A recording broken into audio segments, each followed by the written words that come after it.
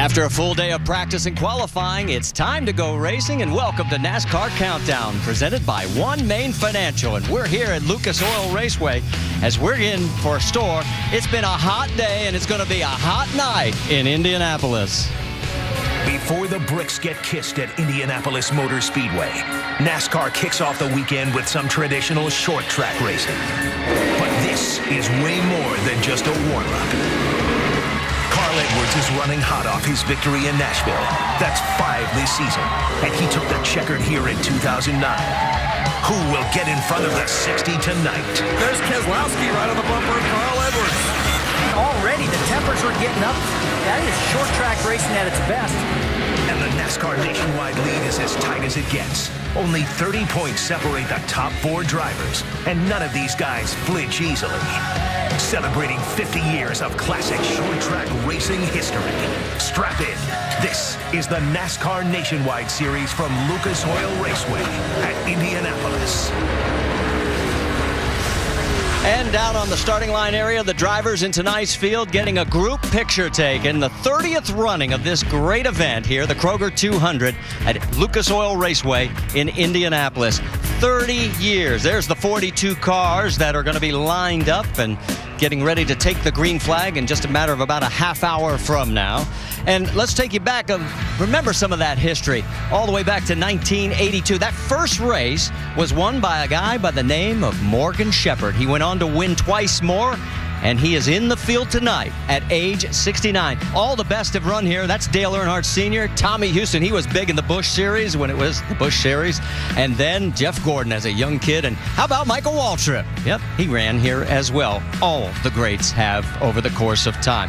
And as we come down to the starting line area, right at pit out, hello, everybody. Marty Reed, along with Rusty Wallace, Ricky Craven.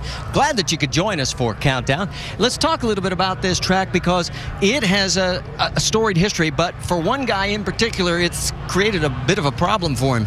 Well, it's really created a big problem for Elliott Sadler. I mean, he's really got himself in problem out there right now. After he went to qualify, it really turned out bad for him, and he's going to have to start from the back of the pack and get himself forward. Let's take a look at this highlight right now about him coming down the straightaway here, guys.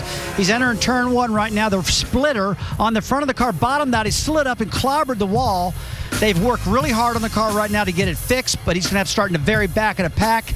And Ricky, it's going to be a long way to the front for him. Yeah, it's damage control for sure. And this driver and team are too talented to allow this to become a downward spiral. They have to regroup. They can't allow it to get into their head. It actually started last week. If we go back to Nashville, you had Elliott Sadler leaving pit road. And you're going to see when we get to the clip, the left rear tire is going to be bouncing. And that was the work from this weekend here. As we are waiting just for moments here, we're going to try and talk to Elliott. They are still trying to get that car through tech inspection. You both have had this happen to you. What's it like? Well, it's a real setback, it really is. Elliott's going for a championship. He's had a great practice session. He's been running good all year long, but it appears they just misjudged and what that front of that car was going to do, Marty, and it's got him in big trouble right now. What he's got to do as a driver is just shake it off, get back in the game, and get ready. He can make it from the back of this pack to the front, but he's going to be careful doing it. He can't get frustrated, and his crew chief and spotter are going to have to help him. All right, we've got a chance. We've caught up with Elliott Sadler. Shannon Spake is with him. And Elliott was underneath that car working with his team right up until the driver's meeting. We weren't able to catch up with you in qualifying because you were so busy. What happened? I just locked up my brakes getting into turn 1. Just drove it in too hard, trying too hard, and put everybody in the One Main Financial Chevy team in a tough predicament. But we fixed the car. We're going to use the same car. We were really fast in practice today. We do have our work cut out for us, but I got a strong team, and this is why we race. We're going to come back tonight and try to get all the points back that I gave away in qualifying. But we'll be fine. The guys did a good job repairing the car, and we'll be there at the end. We'll be fine. Your crew chief told me that because the points up front are so close right now that you really can't afford another mulligan. What are your thoughts? Yeah, we can't, and maybe I use my mulligan in qualifying and we'll get it back in the race. But we're going to race hard, and we know what we need to do to get back up front. We know we got a fast enough car to do it, so we might have to play some pitch strategy tonight, maybe try to get some track position and go from there. So we'll just see how it all plays out. But I made a big mistake today, but I got such a great team surrounding me that's with me, and I don't feel like I'm by myself, and we're going to work on it and make it better, and we'll be okay tonight. Thanks, Elliott. And guys, Ernie Cope did tell me he felt confident that they could drive their way up into the top 5. That's how good the car was in practice. Well, Carl Edwards won here in 09. running starting 42nd. Maybe it'll happen. We talked about the mulligans. Here are the worst finishes of the top 4 in the points, and you can see they've all basically used up their one. They really can't afford another. No, they can't afford another one. I mean, a lot of these guys know how tight the points championship is, Marty, and they know that some of these guys are real short track kings, and they want to strike tonight and get it right. And it's a good opportunity for you to make up for some big problems you've had. Well, and Ricky, you mentioned just a few moments ago about Nashville, and I mean, this was a disastrous race for this team just a week ago. Yeah, teams cannot afford to lose momentum, and if the pendulum swings too far the other way, then you start talking about composure and focus. Watch this left rear tire, folks, bouncing up and down, and the rear gear brakes. Elliott Sadler's stuck. They have to push him back to the garage area. He spends a bunch of laps behind the wall. It results in a 30th place finish. 2 weeks in a row this team's finished outside the top 10. They got to regroup and get back on track. He's 14 points behind the championship leader, Reed Sorensen, and he is in 3rd place and going to be starting in the back of the field. There's another guy, though, that you feel has to have a big night tonight, and that's Jason Leffler. Yeah, I think Jason Leffler needs to have a big night tonight. I think he can have a big night. He did win this race in 2007, and that car's been off and on strong this year. But they have had a lot of bad runs. But I think of Jason Leffler, I think of Indianapolis Raceway right here, the short track. I think this guy can right the ship. I think he can win this race tonight. And I know Jason, he's had this thing circled on his calendar for a long time. He is a short tracker, and this is one of his favorite racetracks. Well, one of the guys that we thought was going to be making his Nationwide Series debut tonight, of course, was Travis Pastrana. But this is what happened just a couple of nights ago in the best trick competition. He was trying to do the 720 and did not land it. Broke his ankle. That's his mom looking on in disbelief. Broke his ankle and his foot and was not able to make his debut here at Lucas Oil Raceway. And you see the end result as they took him off. And even though he still had a smile on his face right here, he knew that he was in some trouble. And we are now able to talk to him. He's out in California. And first off, Travis, thanks for taking the time. A lot of your fans are missing you here. How are you feeling first? Oh, just more disappointed than anything. I mean, really wanted to be there. We had a lot of guys with that Boost Mobile Toyota and the whole Michael Waltrip Racing family, and all the team there was just really excited to come in here and to come in strong. And definitely disappointed in myself for letting everybody down. But look forward to getting there, watching this thing on TV, and then getting there soon. Now we understand that you still are going to compete in rally car competition out there. Explain how you're going to be able to do this. Very painfully. No, actually, I have not been cleared by medical. We did testing or practice this morning with some of the other guys. We weren't the slowest guy, but definitely weren't quite on pace where we had been. The team actually got really creative. We got some hand controls going on there, so kind of shattered that right tibia. So can't really use the right foot. But looking forward to hopefully getting out there and still being competitive tomorrow. Definitely would have loved to have done the same in NASCAR, but with such little experience in those cars already, there's we definitely have to come in and hope for the best we can to even be remotely competitive there. So look forward to getting a NASCAR next year, though. And thanks, guys, for all the support. I can't tell you how sorry I am and how disappointed I am I messed that trick up. Well, we're going to show the fans at home your upcoming schedule, because your next scheduled NASCAR date is September at Richmond. What's the prognosis? When do you think you're going to be able to return to Nationwide Series action? Well, I have surgery scheduled for Tuesday, so they'll fix up. I need to get my hand pin and plated, my right leg pin and plated, my right foot pin and plated. So unfortunately, I probably won't be up for about 2 months to be able to get weight bearing on that right leg. But definitely hoping to get back as fast as possible, get as much time in that car as possible, and go have some fun with you guys. Well, Travis, they say all good things are worth waiting for, although this is not the way we wanted to wait to see you come to us here in Nationwide Series action. We wish you all the best. Thanks for taking the time to talk to us. Thanks. Good luck today in the heat, man. I wish I was there. Well, I don't know if he wants to be here in the heat, because it is blistering hot here as we're in the town of Claremont, just a little west of Indianapolis. And most of the time, it's a sleepy little village. But when we roll into town with the Nationwide Series, well, we turn up the volume with 40 cars plus, as well, 42 going to the green flag tonight. NASCAR Nationwide Series Countdown, presented by One Name Financial. Your needs, your goals, your dreams. And in part by Nationwide Insurance. Enter this code at codespotter.com for a chance to win one-of-a-kind NASCAR VIP experiences. We're on the Yard of Bricks at the Indianapolis Motor Speedway, where Sunday one driver is going to win one of NASCAR's greatest prizes. This is where the best drivers step up and shine. Gordon, Stewart, and Johnson have won multiple times. They'll be strong, but we've seen a lot of late race surprises this year too. Every one of these drivers that show up want to be able to hold the trophy, go to victory lane, kiss the bricks at the end of the day. Join us and find out which driver wins the Brickyard 400. Our telecast presented by Golden Corral begins tomorrow at noon Eastern. And that's the big race on the big track as we pull back from Indianapolis to Lucas Oil Raceway, where we got the big race on the little track, the 5/8 mile oval, Lucas Oil Raceway. And we're glad that you're with us here for NASCAR Countdown, presented by One Main Financial. And as we come back down to the starting line area at pit out, let's talk a little bit about some of the key elements that this 5/8 mile presents. And I know, Ricky, you want to focus in on restarts. Yeah, it's one of the risks associated with racing here on the short tracks. It gets very busy, never more busy than the restarts. You're starting in second gear on the restart. Now watch last year's race at the drop of the green flag. Trevor Bayne on the outside spins his tires, white and blue car. It sets up an accordion effect. Go back 6 rows and you see the 38 car. Jason Leffler, now look to your right, the 38 car, wham, he gets the worst of this. We haven't even finished a lap, and Jason Leffler's already going to the garage area. And there's a couple of areas that you want to focus in on as well. Yeah, Marty, I'm really concerned about that exit of turn 2, and I'm concerned about that exit of turn 4. Those particular corners really create a lot of problems. Take a look at turn 2. The cars are getting down into turn 1 right now. This is a position where you pick the throttle up, try to make the pass, but sometimes you end up 3 and 4 wide. You see the 15 car on the outside gets the worst of it. He gets clobbered in the wall, and we're going to see a little bit of that stuff happening tonight. You see him get loose off of turn 2 in the wall right there. Another portion I'm concerned about is the exit of turn 4. Take a look at the wall, how tall the wall is. You keep on coming down, all of a sudden the wall gets a lot shorter. And on restarts, a lot of these times these guys get 3 and 4 wide. You can't see that wall, Marty. And these guys end up clobbering that wall because the wall is low, below the driver's vision, and he ends up hitting it. Well, and you saw maybe right as we were talking, the 2 car did make it through inspection. They're on their way to the back of the field, so I think everything's going to be okay for Elliott Sadler. One other key area, brakes. For that, let's go over to the Craftsman Tech Garage. Check in with Tim Brewer. One of the biggest obstacles the crew's going to face tonight is utilizing airflow.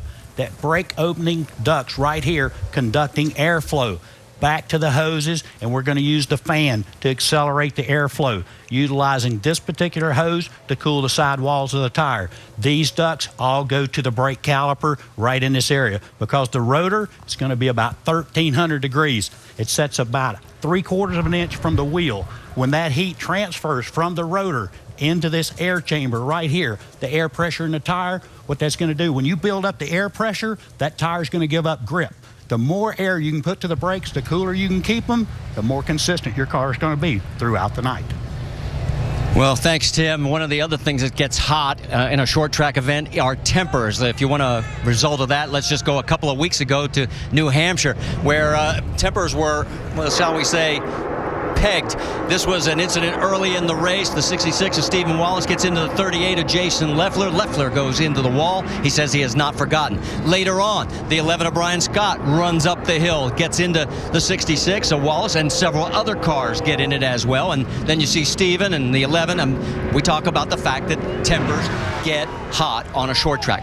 Now, you're Stephen's father. I got to ask you, what did you say to him after all that? Well, Marty, we talked a lot about it, and I'll tell you right now, I don't condone any of this style of driving. I don't like it. I don't like tearing people's cars up. I didn't like our car getting tore up or Jason's car getting tore up. I talked to Stephen about it. He was really, really mad at Jason. Jason was mad at him, and these guys got to understand how to control their temper. And they both talked. They both sat down and had conversation, and I'm pretty confident it's over. Although this is a short track, I do expect tempers to flare. I just hope it's not these 2 guys. Well, you've got a unique role. You're an analyst, but you're also the car owner, and you're his father. And this is a track that he does well on, so how do you keep him under control? What'd you say to him? Well, I told him that he's won several short track races in his career. In fact, probably 30 or 40 of them. He's really good on the short tracks. And I told him, said, look, you got to stay calm out there because this is a track you can actually win at. Keep your cool, stay driving smart. And a lot of people lost a lot of respect for what happened over there in New Hampshire. We'll get over it. Everybody a heel up, I realize, but you got a good advantage tonight. You got a good opportunity to win, so keep your cool. All right, let's flip it over to Jason Leffler, Ricky, because from what we've been able to find out, he hasn't forgotten about all this. No, but you can't allow conflicts to interfere with your objective, which is winning races and winning championships. Having said that, I'm going to tell you what drivers think when they feel like another driver took them out intentionally. Expect it when you least expect it. That's what I call it. Let's go back to last year. This is what we know about Jason Leffler. Doesn't say a lot, but he doesn't forget. Early in the race, James Busher gets into the side of him, wrecks him. Goes back to the garage area. He declines an interview, doesn't say a word, gets a car repaired enough to come back out, evens the score. That's how drivers think. Now, I'm not saying it's going to happen tonight, but I expect if he feels like Steven took advantage of him, he'll probably get even at some point. All right, and with that, we're going to turn the corner, and we're going to head up to the booth. As there's Reed Sorensen. He's the points leader, but he's going to start 16th tonight. And the guy who's second in the points, well, that is Ricky Stenhouse Jr., and he's going to be on pole. We'll talk to both of them when we return. Shootout Saturday night, six-gun showdown. NASCAR Nationwide Series Countdown, presented by One Main Financial. Your needs, your goals, your dreams. Welcome back to NASCAR Countdown, presented by One Main Financial. We are live at Lucas Oil Raceway, 25 minutes to green flag racing.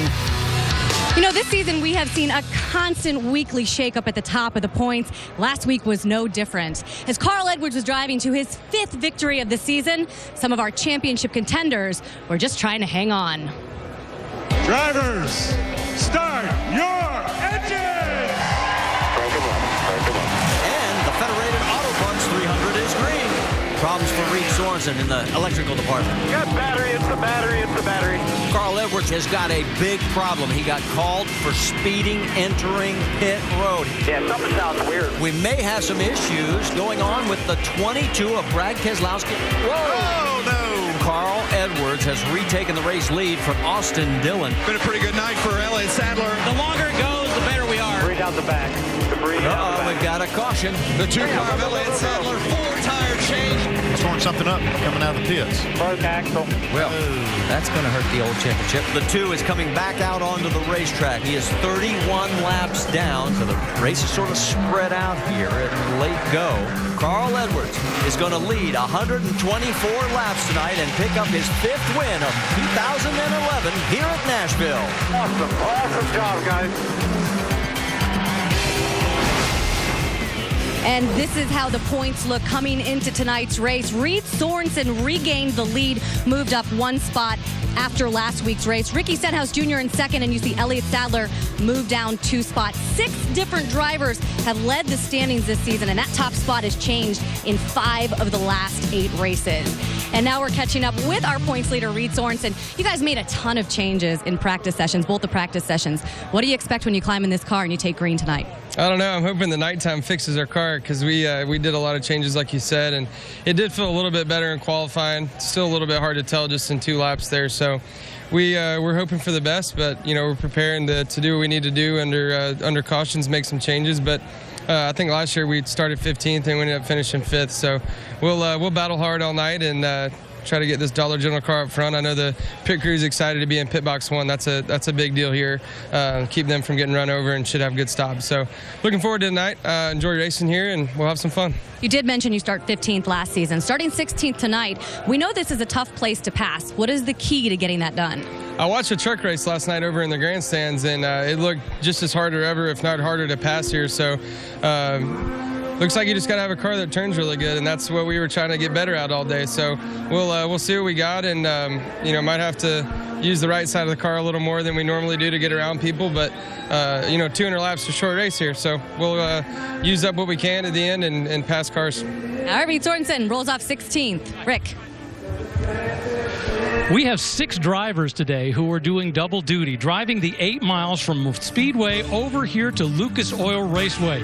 One of those drivers, Carl Edwards, out here driving that 8-mile ride a couple times today. And, last year when you were out here driving at this track, you were running for a driver's championship. What drives you? What pushes you to do all that extra work and get out here and run the extra race tonight? It's a trophy. I mean, this is one of the most most exciting racetracks that we get a chance to drive on as drivers. So for me to come over here, Mike Beam, Scott Graves, all the guys on the Fastenal Mustang have worked so hard, and some of the best races we've had, some of the best wins I've had are here, and I'm just glad to be here racing. Now, last week you were able to overcome a speeding violation on pit road. Well, something like that, would you be able to survive that tonight at this track? That'd be really tough, so I got to make sure not to do that. That worked out great last week, but you can't do that every week. So just got to do everything we can. If I don't make any mistakes and my guys do as well as they've been doing on pit road, we should be pretty tough tonight. Carl Edwards, remember 2 years ago, he won from the last spot on the grid. He's in the second row, should be able to pull it off. Brad Keselowski does double duty all the time, but do you ever do it at two tracks with such different personalities as these two? Well, no. I mean, this is about as opposite as you can get from the Brickyard to the little track here in, Raceway Park. So, I enjoy both of them. There's two completely different sets of challenges. You go to the Brickyard and you got to hit a line, within a couple inches going, 205 mile an hour. And we come here and it's like you're going 100 and some mile an hour, but you've got to hit these marks and you have to be very smooth. And, it's not so much about courage, it's about being smooth here. So just two completely different feels, and it's unique, and that's why we like coming here. All right, speaking of personalities, how does this little old short track fit your racing personality? Well, based on my last few finishes here, not very well. We've had decent cars here, and seems like always towards the end it just doesn't quite come together. So hopefully this time around with the new car, the Dodge Challenger that we have, his first race for it here, hopefully this time around we can get the discount tire Dodge Challenger in Victor Lane. All right, Brad Keselowski, after qualifying fifth at the Brickyard, rolls off second tonight, and we'll be back with more of your opening ceremonies right after this.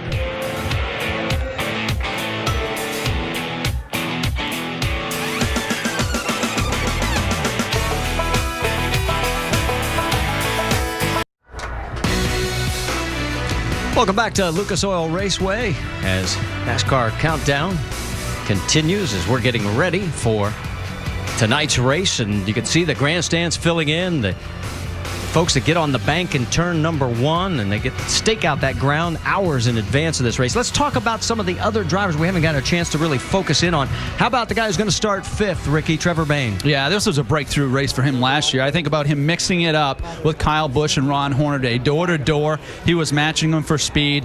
He's come a long way, including the Daytona 500 win since. I think he can break through tonight. And really consistent, but he's had a lot of crashes early, but he's getting that smoothed out. He's with a great team, Joe Gibbs Racing, the teammate of the number 18 car that Kyle Busch has won so many times, and I think this guy right here can do a good job for his sponsors and his team tonight. Okay, so I'm going to put both of you on the spot. We still got a few moments. Who do you like to win this race, Ricky Craven? I like Ricky Stenhouse Jr. He went toe-to-toe with Carl Edwards in Iowa. A little bigger track, but a pretty good example of short track racing. And I'm going to go with Ricky Stenhouse. All right, who do you like?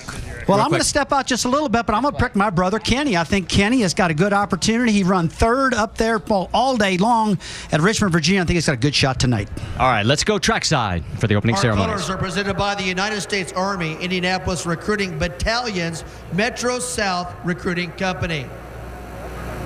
And he is a Kroger 200 tradition. Tonight with the invocation from the Hazeldale Christian Church, it's Mark Wright. Let's pray, folks. Dear Heavenly Father, thank you for this great night at the 30th running of the Kroger 200.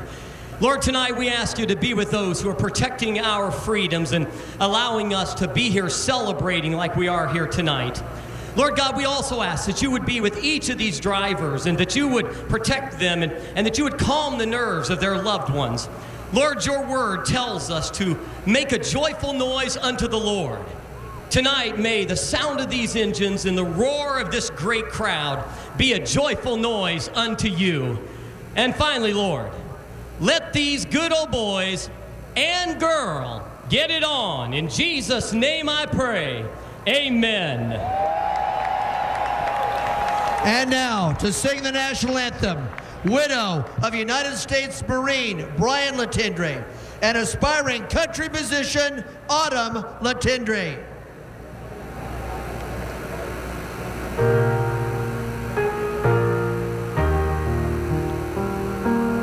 Oh, say can you see by the dawn's early light what so proudly twilight's last gleam, whose broad stripes and bright stars through the perilous fight o'er the ramparts we watched were so gallantly strewn, and the rockets' red glare, the bombs bursting in air, gave proof through the night that our flag was still there. Oh, say does that star-spangled banner yet wave o'er the land of the free and the home of the brave?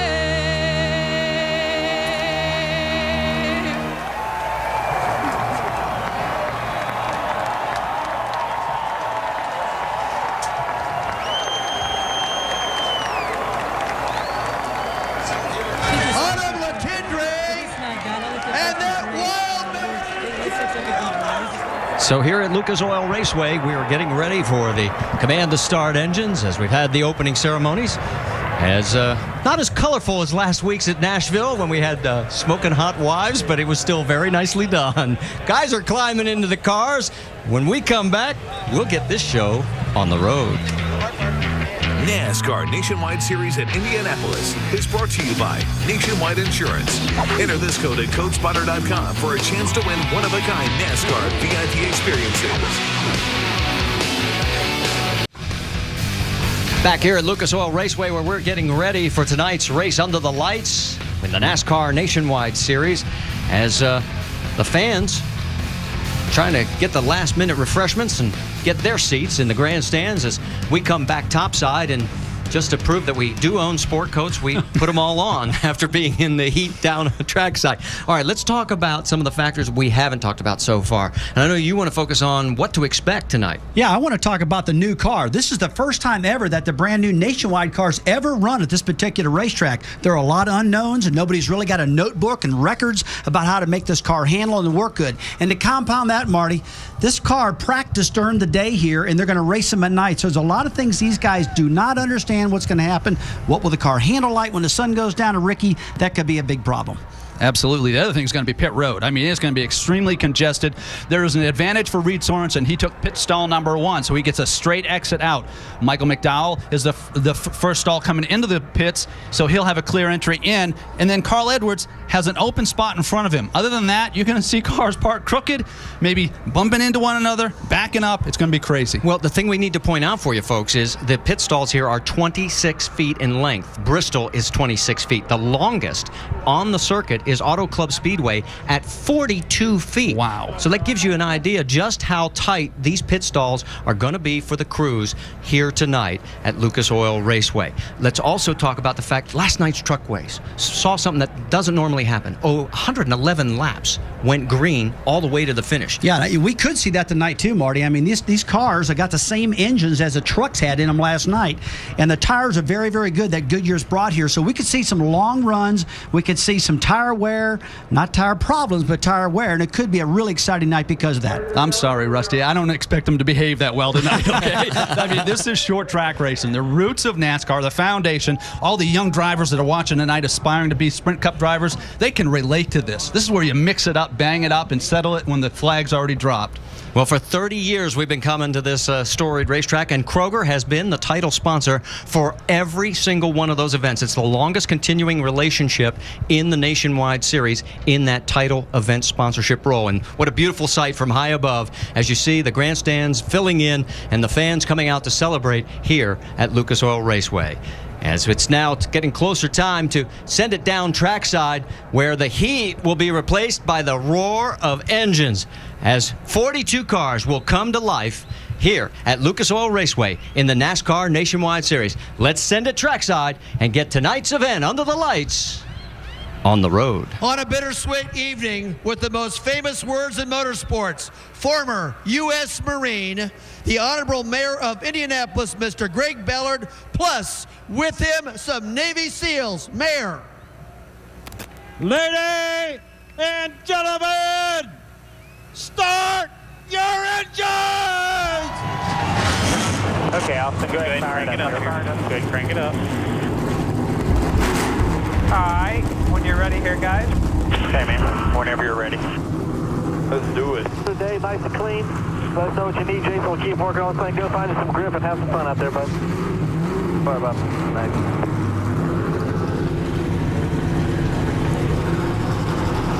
So the engines have come to life here at Lucas Oil Raceway, all 42 cars, and there's the man that's going to be starting dead last in this field, Elliott Sadler. You can see the damage on the right side. He just happens to be our in-race reporter. And this should be fun to watch as he fights his way through the field. We'll talk to him when we come back.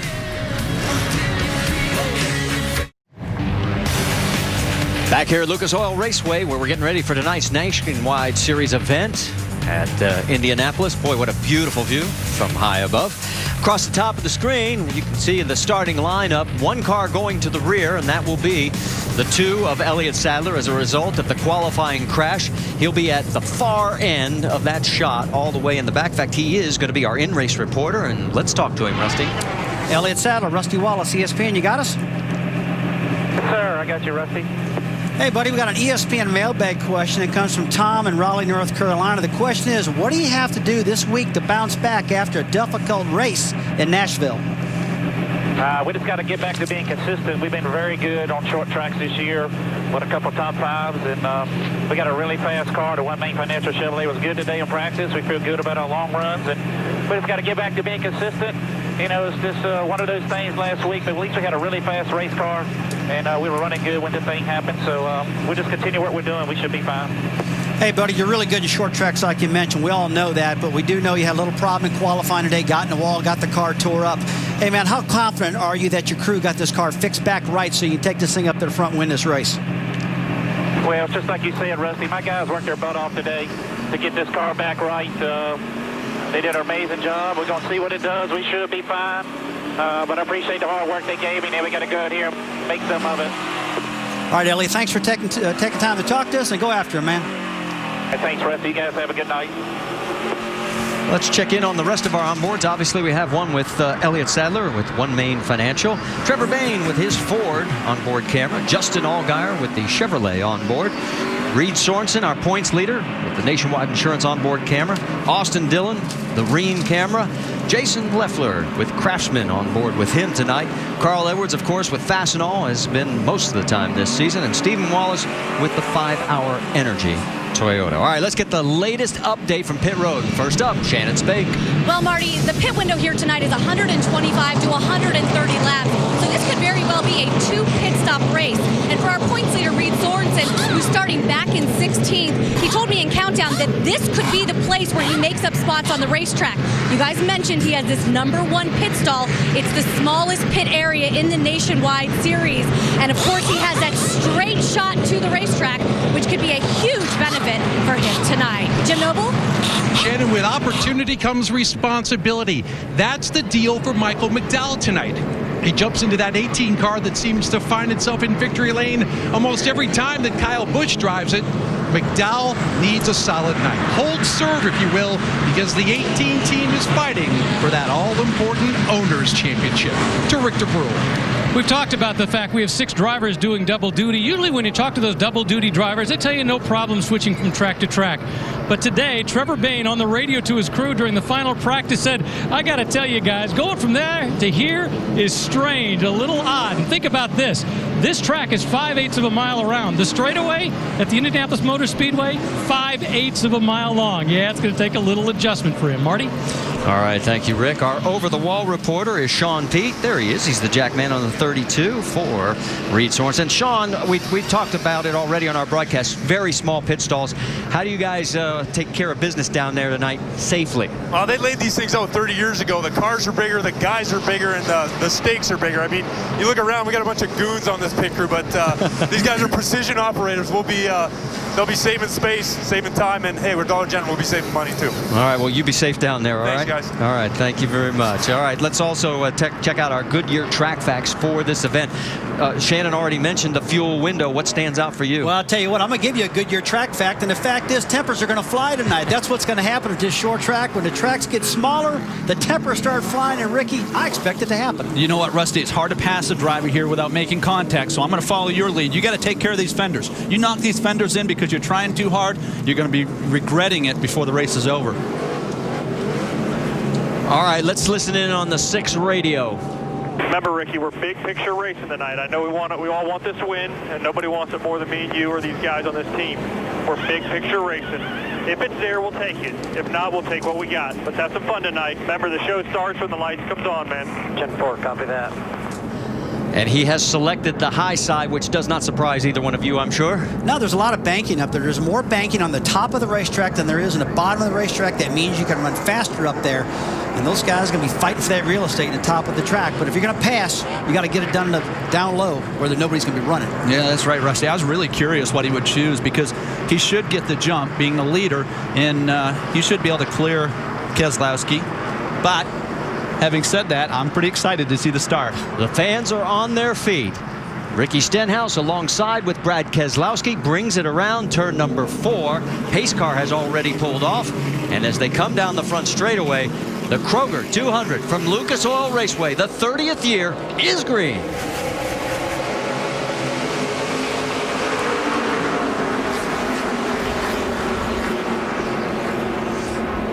With 3 wide off of turn 2. It's going to be interesting. Everybody's made it so far. Well, we talked about it. They want to get the job done quick. While these tires are sticky and they got a lot of grip, they want to make as many passes as they possibly can. See Jason Leffler already making a couple passes right there, looking good. I can tell you Elliott Sadler's picked up about 6 or 7 cars already. You're right, Stenhouse is your leader. There goes Elliott through the shot in that number 2 car. And he has picked up now almost, there he is, alongside the 39 of Matt Fromm. So that is a battle for 30th. So that's 12 positions already in 1 lap. That's right. Elliott has to take care of business behind the driver's wheel, but he needs a spotter to be looking ahead because see how congested it is here? If there's trouble in front of him, it could be real ugly for him as we watch Carl Edwards working over Justin Allgaier. Well, and we have a tradition of early cautions here. The first caution's been on lap 8 or earlier in 4 of the last 10 races. So you keep your eyes and ears open early, guys. Marty, you see Carl Edwards right there working. Justin Allgaier is on the bottom of the track, and Justin knows the fast way around's on top. And Carl's got a fast car. He qualified great. See if he goes to the bottom here, tries to pick up the throttle. And that's what you got to do at this racetrack. Try to get him in the middle because it's hard to pass these cars on entry or exit. That's what I love about short track racing. You know, this isn't all about the car and balance. This is about driver. This is about throwing the car into the corner. It's about making the car rotate either with your hands or your feet, and you can do it with the brake and the gas and making the pass like Carl Edwards just did. So it's now Stenhouse, Brad Keselowski, Carl Edwards in 3rd, Justin Allgaier in 4th, Jason Leffler rounds out the top 5. Here comes Trevor Bayne putting pressure on Leffler. Well, Marty, remember one thing, as this track starts, as the sun goes down and starts changing and getting cooler, you're going to see these cars run faster. You're going to see them handle different. And that's the part of the race I'm most interested in. Right now, they're just kind of logging laps, telling their crew chiefs what's going on and try to get as many positions as they possibly can. Let's update you. Jennifer Jo Cobb is the first to take it behind the wall. She was in a backup car loaned to her by Rick Ware Racing. She crashed her primary car in practice this morning, so she is behind the wall. And a great shot here with Trevor Bayne underneath Jason Leffler. Not able to complete the pass. He pulls in behind him, cools the tires off a little bit, gets to the middle of the corner, evaluates what he has, what he doesn't have at this point. Yeah, he's got good forward bite, Rusty. You notice he's really good up off the corner. Yeah, he's looking pretty good up off the corner. If you just take a look at Brian Scott behind him in the 11 car, while these guys run side by side, they're going to be running slower doing that. Whoa. See Brian running up, catching him right there. Trevor slides up just enough to touch the 38. Doesn't look like either one was damage too much in it, but Trevor ran him up a little higher in the middle of that corner. Listen, the damage that you can do in 3 or 4 seconds here as far as driver relationships will result in about 10 weeks of anguish if you're not careful. And we already documented how Jason's been a little hot under the collar after recent incidents. But there's those 3 still going after each other. Leffler, Bain, Scott, 5th, 6th, and 7th. And you talk about Jason Leffler. He got roughed up a couple times this year, and he's not in the mood to take that. You just don't like somebody laying on your rear bumper. You just don't like it. You say, all right, if you're faster, go by. All right, let's check in once again on Elliott Sadler as he has moved up to the 25th position, coming out of turn number 4 right now. He's just gotten around Mike Wallace, and his next victim would be Blake Cook. So he is doing what he needs to do. Elliott Sadler told me early in the year, Ricky, it's going to take 3 wins to win this championship. I asked him this morning, I said, all right, you sticking with it? He said, absolutely. I still believe I got to win 3 races if I'm going to win this championship. He hadn't won any yet, but he's getting closer. Well, he's had a rear end. They blew up last week at Nashville, Tennessee, a ring gear and pinion that failed. He got in the wall in qualifying, but they got it all fixed. He's back together. I believe he's really focused right now. But one thing I will tell you guys, he's knocking off a lot of cars right now, passing people, but the farther he gets up, the tougher it's going to get. The good cars, he's about to approach. That's a great point, Rusty. Well, he's up to 24th position. So he's picked up 18 spots already. There's your top 5 here at Lucas Oil Raceway at Indianapolis.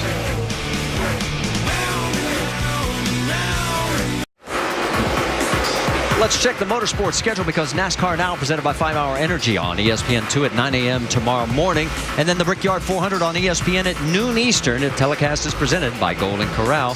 And then later in the night at 11 Eastern on ESPN2, the Fram Autolite NHRA Nationals, the finals with NASCAR Now Monday Roundtable Edition, 5 Eastern on ESPN2. And our next stop next weekend at Iowa. Looking forward to it. It'll be another night race, 7 Eastern on ESPN2.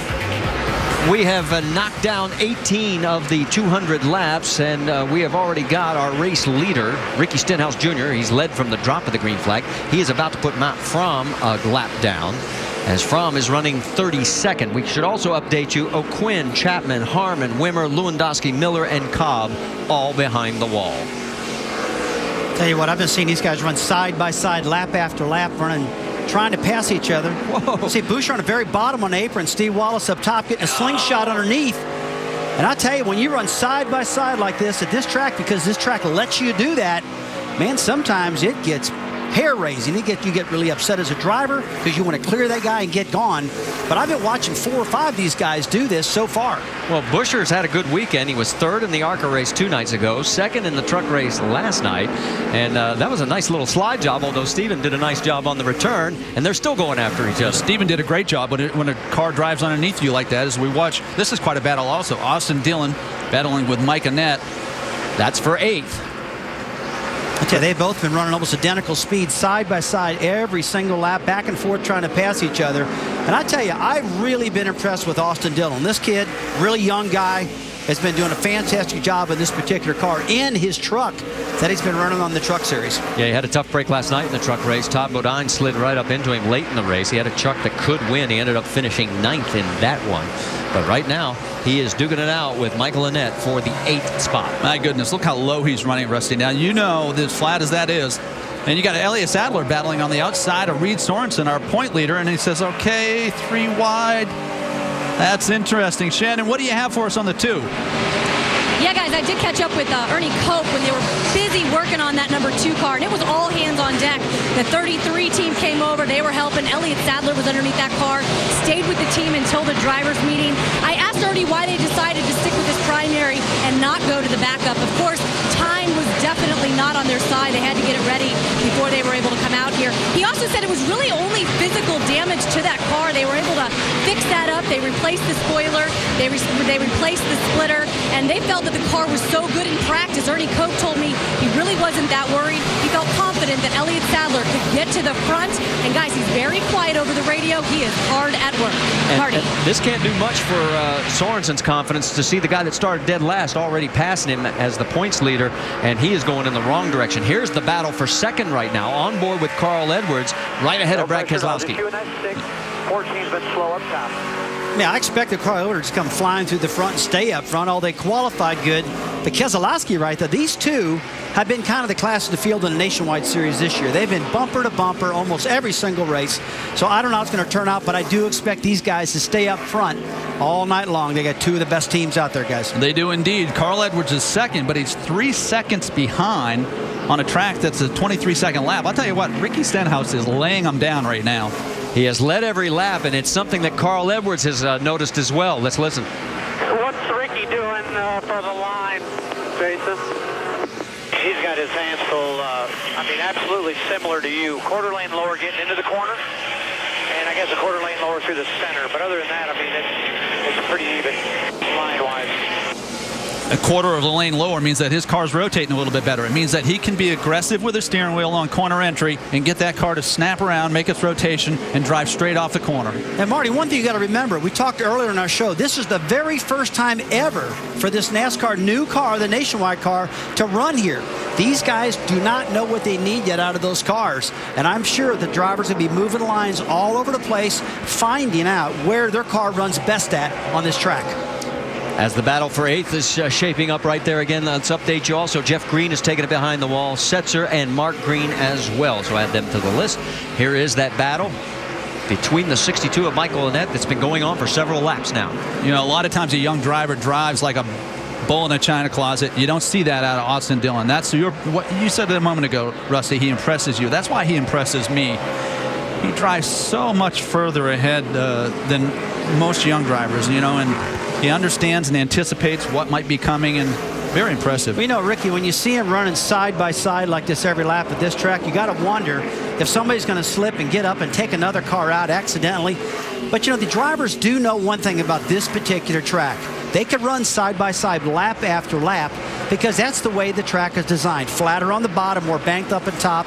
And they've all run different style of races here, and it's not a big surprise to them that they can run side by side and not get mad at each other. Yeah, you still got to understand your limitations, and I think that's where drivers get into trouble on the short tracks is when they get frustrated and try to complete a pass by driving in too deep, slide up into them, and then that just gets the chain reaction going where they're like, all right, if you take a little bit of my car, I'm going to take a little bit of yours. We haven't seen a lot of that yet, but I bet we will before the night's out. Yeah, we've still got 169 laps to go. Marty, I'll tell you what, you made a good point, Ricky, about, hey, before the night's out. I will promise you when it gets dark, that's when the demons come out. These cats get crazy, and they start leaning on each other. We see the sparks and the wrecking and all that. It'll happen when it gets darker. And just to let you know, sunset will be about 9 o'clock Eastern time. And Dillon has decided to tuck back in at least for a bit, maybe give those tires a little bit of a break. Yeah, that's exactly right. You know, at this point, you got to start giving a little bit of feedback to your crew chief. If the caution comes out, I expect they're going to hit pit road. So you got to be evaluating your car as you're trying to make passes. It gets pretty busy on a small track. Well, these guys started with one set on the car. These are the same tires these guys qualified. They got 3 sets of tires in the pit area. So after the first stop, they've only got 2 left. So they do have to kind of manage their tires a little bit. But tires, I hear, are very important. Our race leader, there you see him, Ricky Stenhouse Jr. He's led all 34 laps. He just put Derek Cope, who's in 23rd, 1 lap down. Stay with us. Welcome back to the Kroger 200, and make sure to go to NASCAR.com for all your latest NASCAR information. And we're watching Ricky Stenhouse Jr. put on a clinic right now.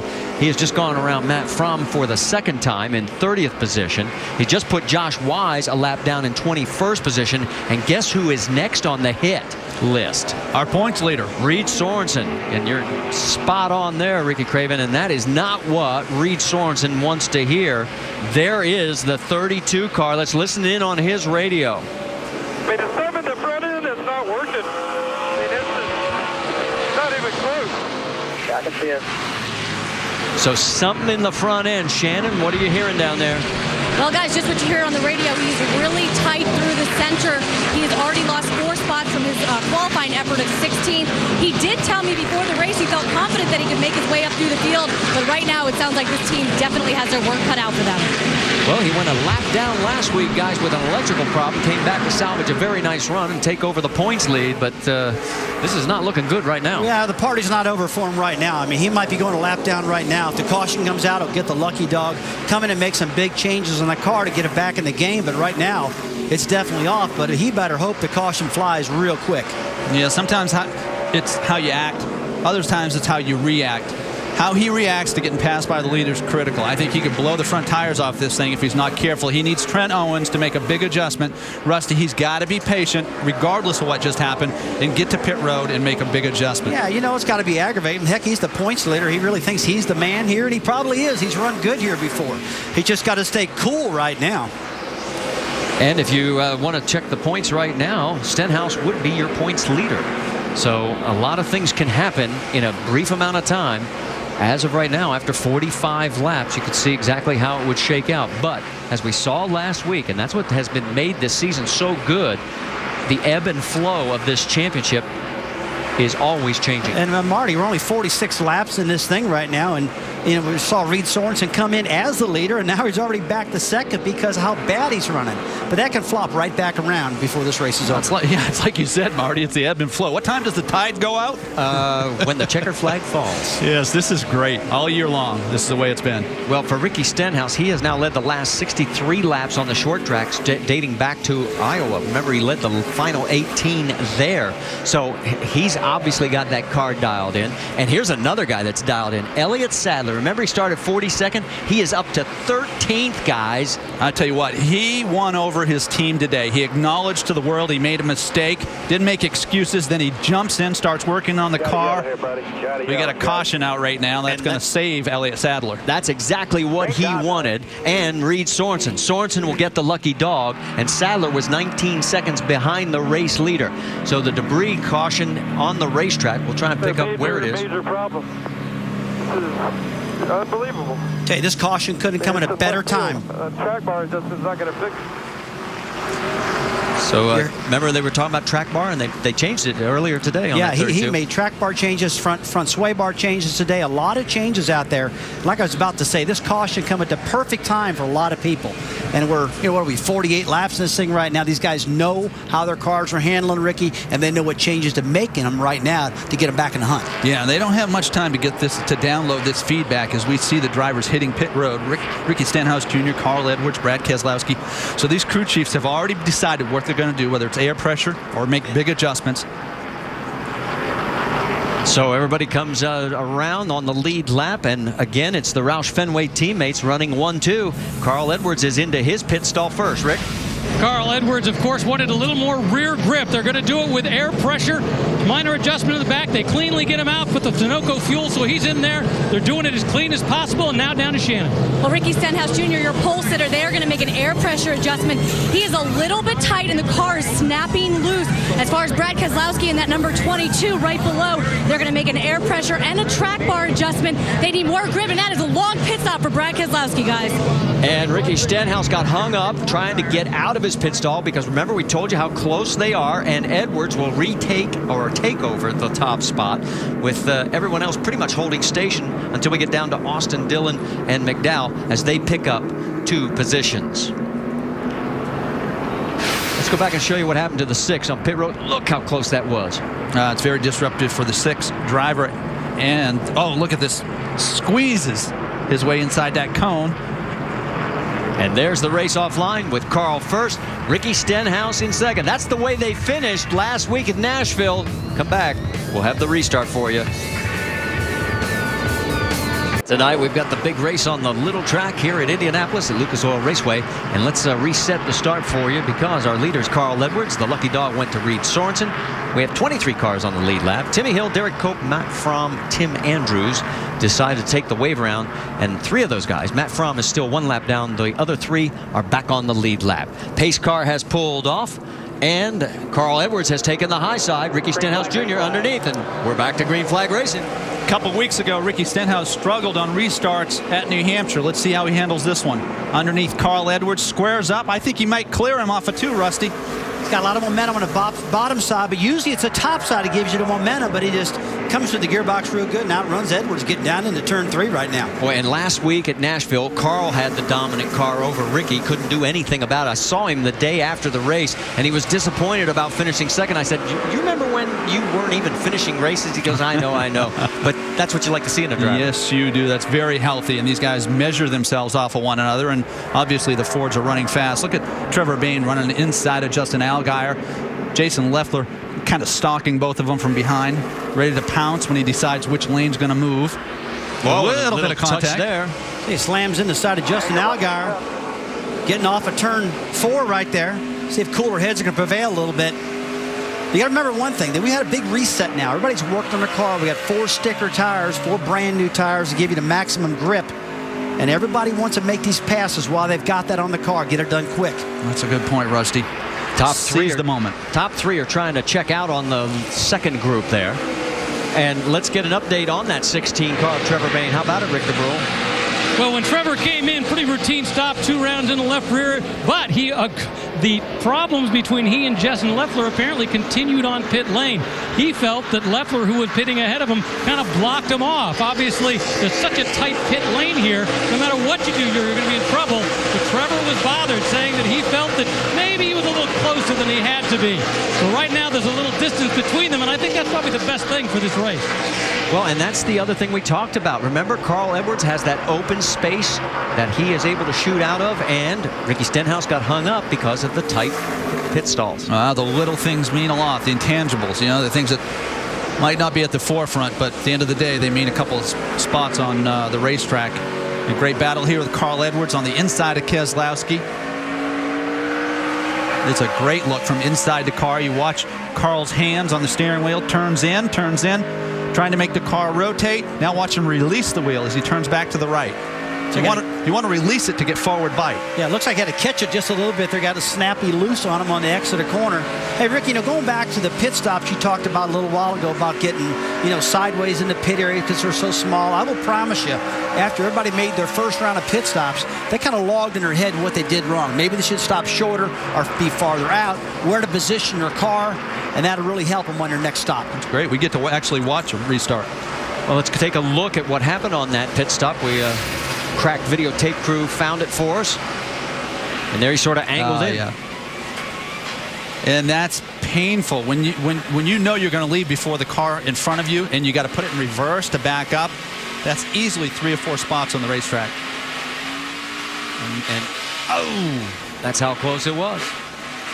And that's how close it's going to be all night.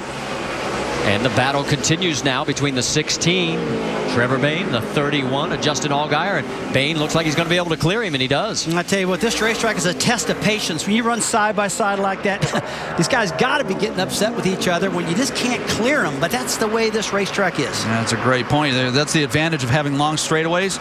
You get to cool down. These aren't long straightaways. Shannon, what do you have for us on the 31?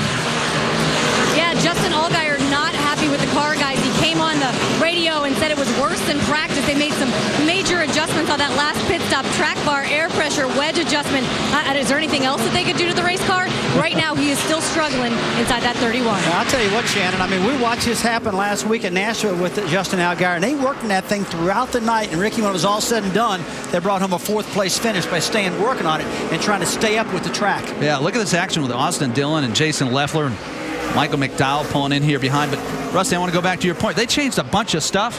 How do you know what worked? I didn't like making that many changes on one stop. But now you don't like to do it, but sometimes you got to throw the kitchen sink in it, so to speak, because you just don't want to change something real small. You don't have a lot of time here. Oh, Austin Dillon went all the way down to the apron, tried to make it work for him, did not. He'll stay in that slot right on the rear bumper and the fender of the 38 of Jason Leffler, and Drew Herring right behind him.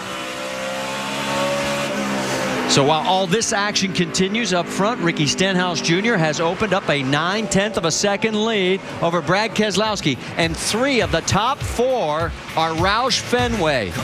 They've got a good night in store so far.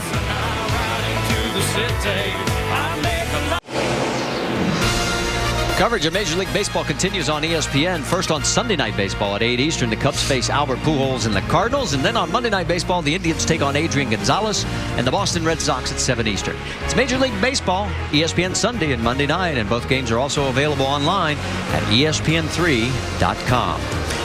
Hey, let me get my 18s and my 20s straightened out because Drew Herring was in the 18 last week. He's in the 20 this week, and it's Michael McDowell that was duking it out right behind Leffler and Dillon before the break.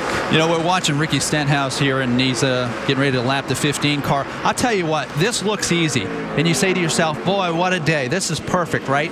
Here's the risk with being this fast. When you're this fast and you're dominating an event, and it starts in the sunlight and it ends at night, then you know the track's going to change, but you're reluctant to adjust the car because you're so fast.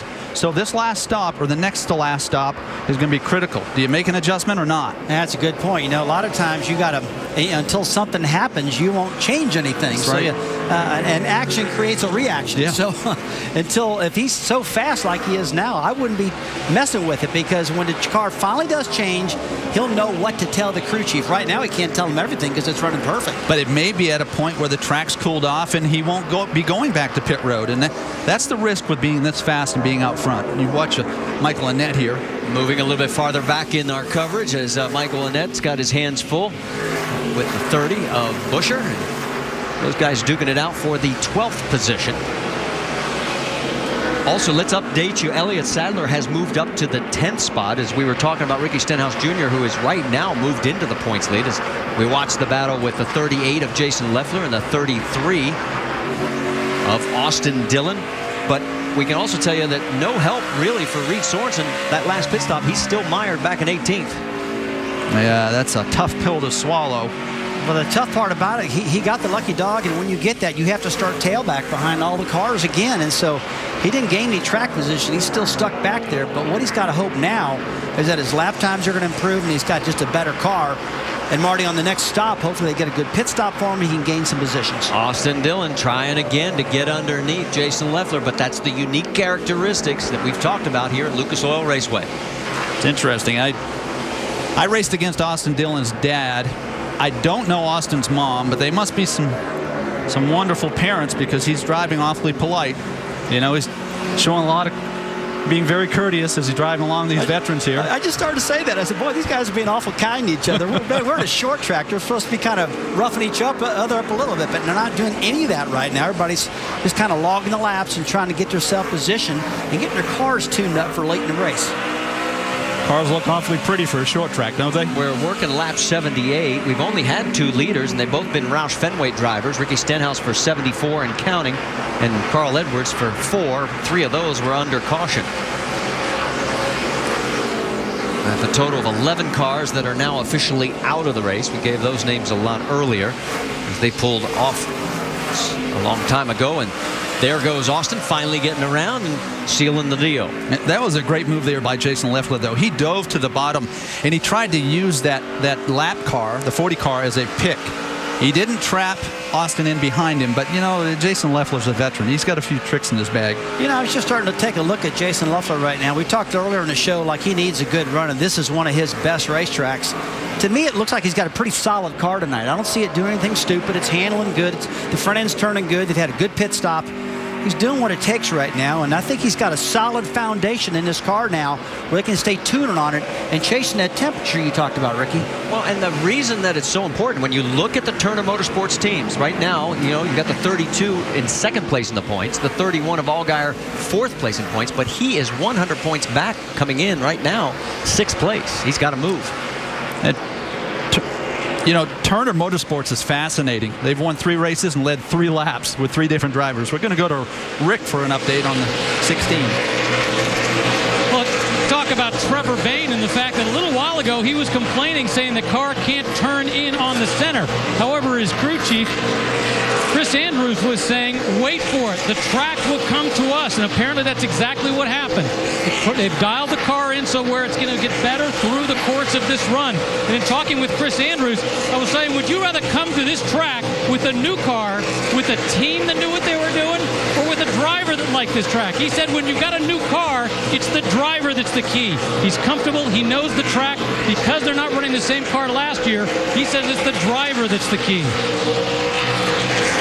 I know one thing right now, Ricky and all the Roush Fenway guys, they're 3 of the top 4. And when you look at what happened over at the big track today, it has been a big weekend so far for Roush Fenway because David Reagan took the pole over there. Yeah, and it's great. We're not celebrating yet, right? Pole's one thing, wins is another. But I agree with Chris Andrews' assessment. Listen, on the short track, you can only adjust these cars so much. The driver has a tremendous influence on what he can do with the race car. Again, you can throw these cars in and out of the corners on the short tracks. Well, and what's also interesting, when we were on earlier today during our practice broadcast, we were talking about how Roush Fenway was struggling this year on the flat tracks, on the short tracks, and here they are. They have now found something here tonight. Marty, I will tell you, this is a whole different organization, Roush Fenway, from what they were last year. All of these Mustangs they're running now with all these drivers, they have definitely got something figured out. They're all handling good. And then look, let us talk about it. I mean, Ricky Stenhouse had a heck of a problem last year. And this year it's like they turned a switch on and completely changed. This kid has done a good job. Trevor Baines did a good job. But Roush Fenway, Jack Roush and his guys have put some real hot rods under these guys' cars to get them going. They really have. You know, you can see Trevor trying to take a higher line on the corner entry. And that's suggesting to me that his car isn't rotating through the middle. So he's using that banking to his advantage.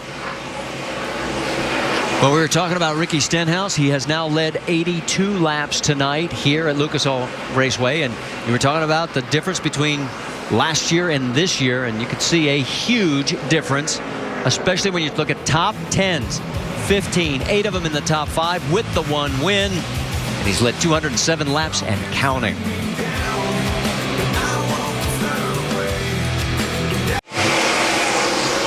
Looking down at Lucas Oil Raceway as we have knocked down 93 of 200 laps. And let's take a look at our ESPN NASCAR race summary. Our leader is Ricky Stenhouse. He's led a total of 90 of those laps so far, as Carl Edwards has led 4. And we have 2 lead changes, just 1 caution for 5 laps. And the points leader right now would be Ricky Stenhouse Jr. by 14 over Reed Sorensen and 21 over Elliott Sadler. So there is the man who won back at Iowa and is currently leading this race. He is trying to make his way around Josh Wise, who is already 2 laps down in 23rd position. In second place, his Roush Fenway teammate, the man who's won 5 times this year, including last week at Nashville, the 60 of Carl Edwards. He's 3 seconds back. Dropped back another 3 seconds to Trevor Bain, who's sat on pole here twice, but is still looking for that elusive first Nationwide Series career win. His best career finish in the series has been 3rd. And of course, Brad Keselowski. In the pre-race show, you heard him talk about the fact this has not been a kind track to him. His best finish here is 4th. That's back in 2009. And why don't we go up to speed with Nationwide Insurance for the rest of the field with Justin Allgaier in 5th. Shannon?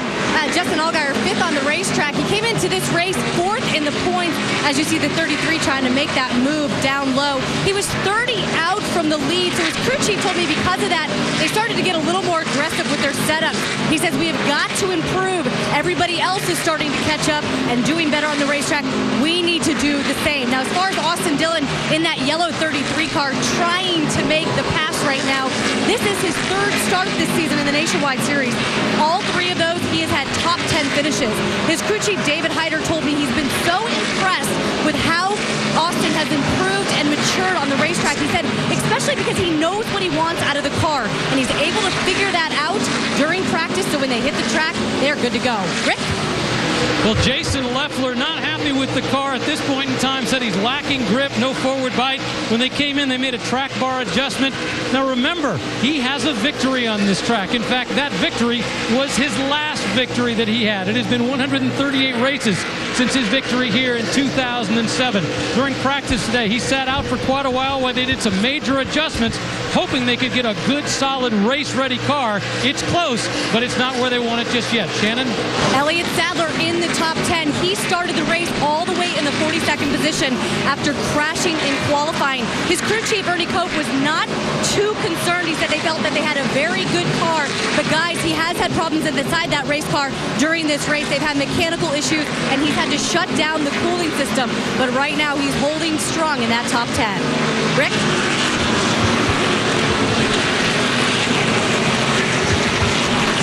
Michael McDowell is driving the same number 18 car that Kyle Busch won with in Phoenix and Bristol. Right now, his only issue, the car gets loose when he puts 2 tires below the white line. McDowell would love to drive down low. He thinks he can pass people down there, but it's been awfully tough to do so thus far. Rick? Eric Almirola, remember it was last year at this track where he had such a great run. Did very well. It was his first race with JR Motorsports, finished 3rd. He's trying to recreate that magic. He's been actually pretty happy with the car today. The last time around, he said he was trying to work for front grip. They made a track bar adjustment, could have put a couple rounds in. As a result, the car is a little closer to where it needs to be. The main thing for him is to try to get it back where he needs to be track-wise, but he likes this track, he knows this track, and he thinks that can make a difference. Jim? Michael Annett in that 62 car, pretty much business as usual thus far, has not had a whole lot to say. He's been told by crew chief Ricky Byers to work that bottom all night long. He is free on exit, and he's a little loose in the middle of the turn so far, but thus far, Michael Annett likes that number 62 Toyota. So that gets you up to speed with the cars there in the top 11. Right now, Kenny Wallace is the last car on the lead lap in 18th as Mike Bliss and David Stremme have just gone down a lap to that man right there, the number 6 of Ricky Stenhouse Jr., as he has now led a total of 100 laps, and we're past halfway.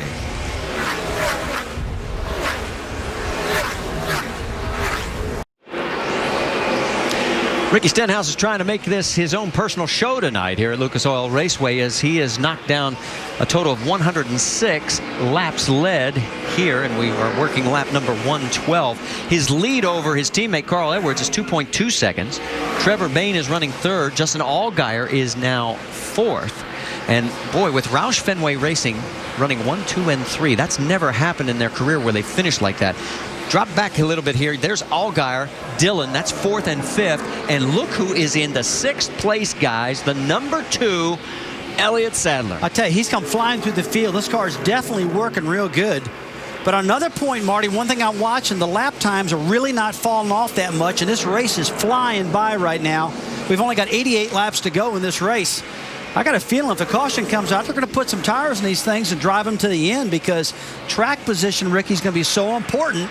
I'd be scared of putting 4 on and get myself back. If there is another caution, you know, maybe 2 tires, keep that track position, something like that. Some race strategy is going to play out here, guys. Yeah, you're right. You can't afford to lose that. We watched Jason Leffler's rear bumper cam. Michael McDowell is stalking him. We got a caution on the track. Looks like we got some debris, Marty. Yes, and we had just run 60 laps under green. Our second caution comes out here as we have completed 114 laps. And for Ricky Stenhouse, his 3.4-second lead is going to evaporate. Whew, that saves Drew Herring, who was about to go down a lap. That will probably give the wave around to Mike Bliss. Yeah, he'll get the lucky dog, so that'll put him back on the lead lap. That'll be 18 cars. And we'll have to wait and see exactly how many guys will take the wave around. Tell you what, they just open up the pits right now, and the field's still catching up. This is going to help get a lot of them stuck. A lot of them way behind. I thought it looks to me like they opened the pits up way too fast that time. Pit road speed is 35 miles an hour, and let's send it to Rick DeBrule. Well, Carl Edwards bringing it in. Big debate with the team. At one point, the team wanted to make some big changes. Carl said, no, don't do it. All I want you to do is change the tires, work on the air pressure adjustment. Remember, he's got that great in, so he's got a quick way to go out. Meanwhile, you've got Trevor Bayne who came in. He says the car's coming to him. He likes it a little bit. They don't want to make major changes. They just want to do what they need to do to get him back out. Ricky Stenhouse has been out front all race, but they are still struggling with the setup right now. Tight in, they're going to make an air pressure adjustment, Sunoco fuel, and he is down and away, guys. The race off pit road, and look at Michael Annett. 2 tires stop, and he picks up 8 positions. And Carl Edwards, Trevor Bayne drop 1 each. Everybody else takes 4 tires except Michael Annett, and we're going to get our first look and see at how that is going to work out for him. So Ricky Stenhouse Jr. has no trouble with his pit stop this time. He comes back out right where he started, in the lead.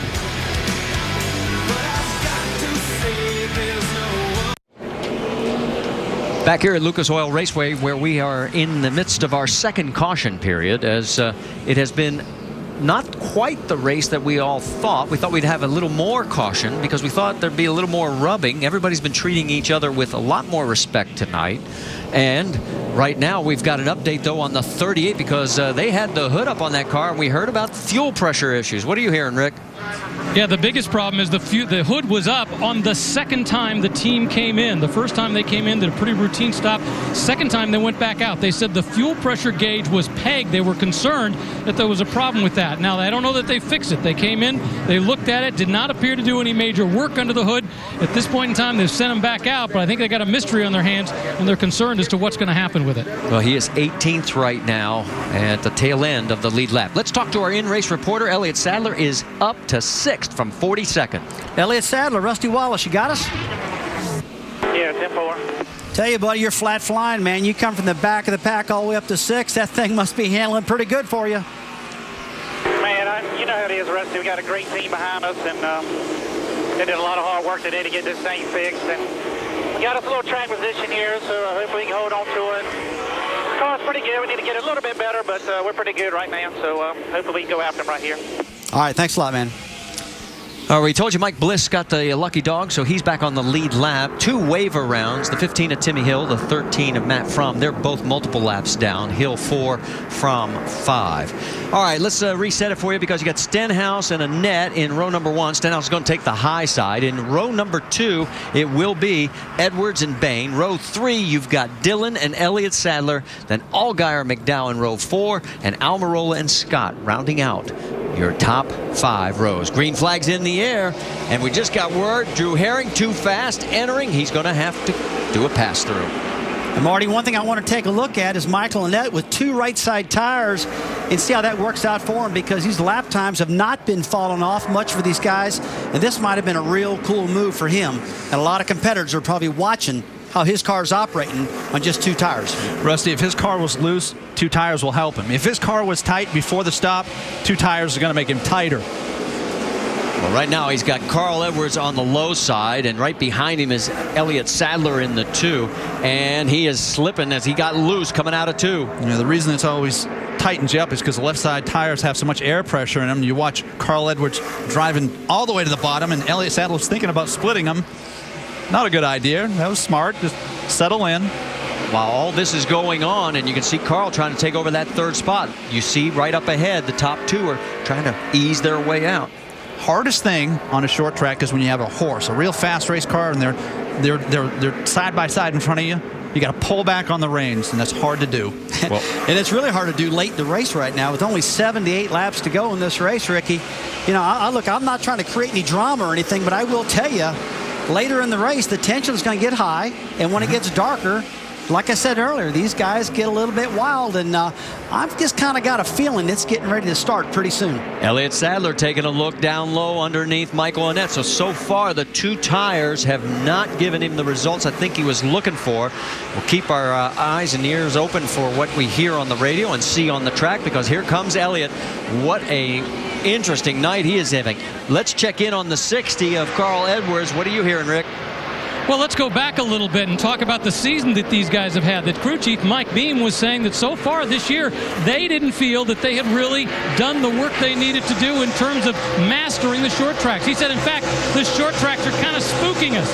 But in this way this one's running tonight, they're running up front, they're doing what they need to do. He says part of the key, it's Carl Edwards. He says he's like having a data management machine on the car, something that can give them all the details, the information they need. And the way they did that last pit stop is an example of that. Jim Noble? Rick, the story behind that 2-tire call for Michael Annett was simply it was born out of necessity. Chief Ricky Byron said we were running faster times than the guys in front of us when we were running 8, 9, 10, but we simply couldn't pass anybody. So they rolled the dice. They took 2 tires. Right now, not so sure it does work it out, guys. All this action continuing. There's Austin Dillon coming underneath the 18 of Michael McDowell with Annett right in front of them. Yeah, we got a problem on Brad Keselowski. We see some smoke out of the back of that car. You're starting to smoke pretty bad. Be aware here. And we saw like a him rear end gear or something. right before the caution. On, temperature, water 255, oil 260. right before the caution, he was starting to slide back. You heard 255 water, 260 oil. That's not reason for alarm. So the smoke, that's mysterious. You know, it could have been blowing out of the tank. Could be a little back pressure there or something unusual, but usually the smoke doesn't go away. Yeah, it did this time for whatever reason, but you're exactly right, that it never does. Maybe you got to think maybe some tire rubber got built up in an exhaust pipe or something and causes a lot of smoke. I've seen that many times in this track. It looks like whatever happened has fixed itself now. The engine's not overheating with the numbers he just gave to us. It's a little high on the water, but again, it's not something that you cannot manage. Austin Dillon still riding that low line, trying to make it work for him as the track continues to cool, the sun sets, and Dillon finds himself running in the 7th position right behind the 18 of Michael McDowell. Yeah, and Michael Annette's hanging in there in 5th. And, you know, sometimes you got to, if you're going to gamble, you got to gamble now. The 2 tires, I don't know, maybe it is working for him. It will start to even out as the pressures even out on this 62 car. You know, guys, I want to talk about something we never talk about. Look at this racetrack, how they're racing all over. They're on the bottom, they're in the middle, and they're top, and I think one reason they can do that, look at the multiple banking angles. It's banked more in the top, not as much in the bottom. It gives them more opportunity to run where they want to instead of just a straight banked angle track where you're dead on the bottom or dead on the top all the time. This place has got a lot of options. That's right. Drivers love options, don't they? I did. 18 of Michael McDowell side by side with the 62. They go down the backstretch. Annette gets good bite going down that towards turn 3 and is able to hold on to the spot. Austin Dillon's going to change his line. He's going to come on the high side of the 18. Yeah, it's interesting. You know, if we go to the toward the front of the pack here, you can see that Trevor Bain is actually starting to match Ricky Stenhouse. He's got about a 2.5 lead, Marty, but boy, he's as strong as anybody's been. Well, it is a Roush Fenway route right now with 67 to go. They have the top 3 spots. They've never swept a race like this. Could it be tonight?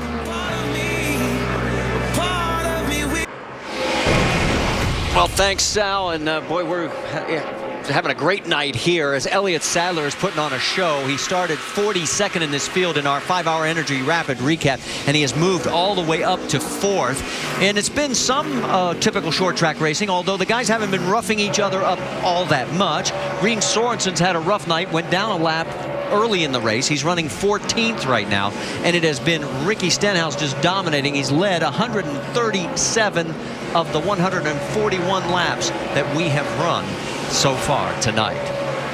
And it is a Roush Fenway sweep right now. 1, 2, and 3 with Stenhouse, Bain, and Edwards in the top 3 spots, with Sadler now 4th, 5.2 seconds behind the race leader. I tell you, I love it when I'm in position like this, like Ricky Stenhouse. He hasn't really raced anybody all night long. He's just been logging lap after lap, and that car's really been working good. See a battle for 12th right here. Steve Wallace gets around Eric Almirola on this one. Now he's setting his sight on James Boucher and Brian Scott. And that is Reed Sorensen. He was the points leader coming into tonight's race. Check on the battle for 5th. Michael Annette trying to hold off Austin Dillon. Yeah, Michael Annette's done an outstanding job. We talked about if he could hold on as he sees the right rear kick out on the corner exit. But if he could hold on long enough on the 2 tires, the right side pressures would build up. Remember, those were new on the stop. And this thing would settle out or even out for him. And it's done that. Austin Dillon is giving him quite a run here. Ricky, his lap times that Michael Annette's been running are very, very close to what they were running on 4 tires when he put 4 tires on earlier in the race. So he hasn't lost much right here, but what he's been able to do with this 2-tire gamble is hold his track position. He might lose a little bit, but not near as much if he would have put 4 tires on. Something we hadn't talked about, guys, but you know, if we were to go green the rest of the way, these guys going to be a little close on fuel? No, I think they're going to be good on fuel. I mean, these guys can run about 115, 125 laps on fuel, Ricky. I don't think fuel's an issue at all right now. So with that in mind, that could punish the 62 a little bit. I think they were banking on maybe another stop. So, you know, those left side tires will have gone over 140 laps, won't they? Well, our last pit stop was on 115. We got 55 to go right now, so not that much on the tires. I think they're in good shape. But I tell you, Goodyear's brought a good tire here. They absolutely have. I thought the left side tires were a little hard when the weekend began, but some great racing. How'd you like to be Michael McDowell in that 18? He is watching these two, and he's saying, guys, will you please settle this? Because I can't get around either one of you. It can be a little distracting. You talk about a guy that's had extreme patience all night long. It's these two right here, Annette and Dylan. They've been racing each other pretty smart throughout the night. And you see Michael McDowell right there. He just knows that they can run as fast as each other side by side on this track with a multiple groove banking. It's working for him. Well, let's get an update on that 33 of Austin Dillon. How about it, Shannon? Well, they have been working on the car slightly, trying to get it to roll the center a little bit. But you notice Austin Dillon, Ricky, you talked about it earlier, the fact that he loves to run that bottom line. And that's one thing that his crew chief, David Hyder, told me earlier today, is that he loves to be down there, and that is where he can make those passes. He and the 62 have just been going at it lap after lap. And remember, he was in the truck race last night. Started on the pole, finished ninth, so he's had a lot of laps at this track and a lot of experience so far this weekend. And he's trying to get around him, and maybe going into 3. Can he slide up in front of him? Yeah, he's in good shape now. He'll clear him off the exit of this corner, taking the shorter way around. Well, and she talked about his performance last night, and he has cleared him. His performance in the Nationwide Series has been spectacular. 3 races, a 7th, a 10th is his worst, and a 3rd last week at Nashville. Yeah, you know, Austin Dillon he's rolled up his sleeves, and he's just jumped right into this. He's putting in a hard day's work. The bottom of the racetrack is a much more difficult line than the higher banked top of the racetrack. And speaking of the bottom, you see the 18 of Michael McDowell. He's trying to do the slide job on the 62. Couldn't get it done. Let's drop back a little farther. Pick up the 31 of Justin Allgaier and Brian Scott. That's a position battle for 9th. Hey, I just cannot believe how close everybody's running. I'm watching our timing and scoring right here. And I'm telling you, everybody from 4th through 18th are running within a half of a tenth of a second. But with this new design car, Ricky, we've seen this in the Cup Series. We've seen this in a Nationwide Series. There's not a big difference in these cars. And we're watching this lap times, and it's one of the reasons it's very, very hard to pass, because they all got the same hot rod, I call it. Well, that's when you use the front bumper, right? Like you said earlier, we're going to see some action. We got some action here, the battle for 6th. You know, Michael McDowell going at it with Michael Annette. The drivers, we're inside 50 to go now, the drivers will get a little narrow-minded. They'll get a little selfish, because now it comes down to points. How many points am I taking home? This is the money time, and a position means something. It means a point. Jim Noble, you're tracking that 62 car. What are they saying about this 2-tire change? Well, at first, Ricky Viter has told Michael Annette, boy, you got what you got. You're going to have to live with that 2-tire change. But then, just as Ricky said a little while ago, seems like the air pressures have come up. Michael Annette reports the car is a lot better. He passed Michael McDowell back a couple of laps ago. Now it looks like McDowell is trying to do the same thing. All right, Jim, thank you. It's these guys now all of a sudden, look at the 22 of Brad Keselowski. He's found some new life after we saw that puff of smoke. He has moved back into the 8th position, and no more smoke. I'm baffled by that. I'll tell you. And that wasn't just a little bit of smoke. That was a lot of smoke. Well, there's your race leader. That's Ricky Stenhouse Jr. Boy, he has led 151 laps. Kyle Busch led 197 of 200 when he won here back in 2008.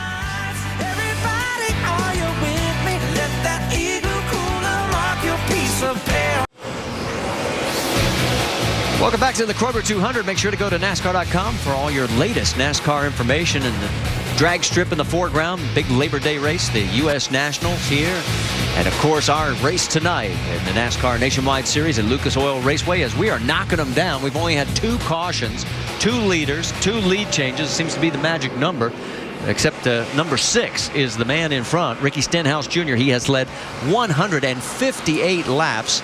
And here are the most laps led in a single race this year. Kyle Busch has got 2 of them. Carl has the other 2. And look at Ricky knocking him off. Yeah, that's pretty good company, isn't it? Yeah. Anytime that you can be in the same category as Kyle Busch and Carl Edwards and statistics, positive statistics, that's good company. Well, and his man behind him there, Trevor Bayne in 2nd, and Carl Edwards in 3rd. And listen in on Carl's radio. What's Ricky doing? He changes every lap. He's the most similar to you than the other 2. Right there, he just straddles that first set of hash marks off the corner at both ends, straddles them. Enters like you, through the center like you pretty much, and then straddles that first set of hash marks. Doesn't go as low as the 2 car behind you. when you're a young driver and you look up to the guys around you, your teammates, like a Carl Edwards who's won 19 Sprint Cup Series races. He's the current points leader in the Sprint Cup.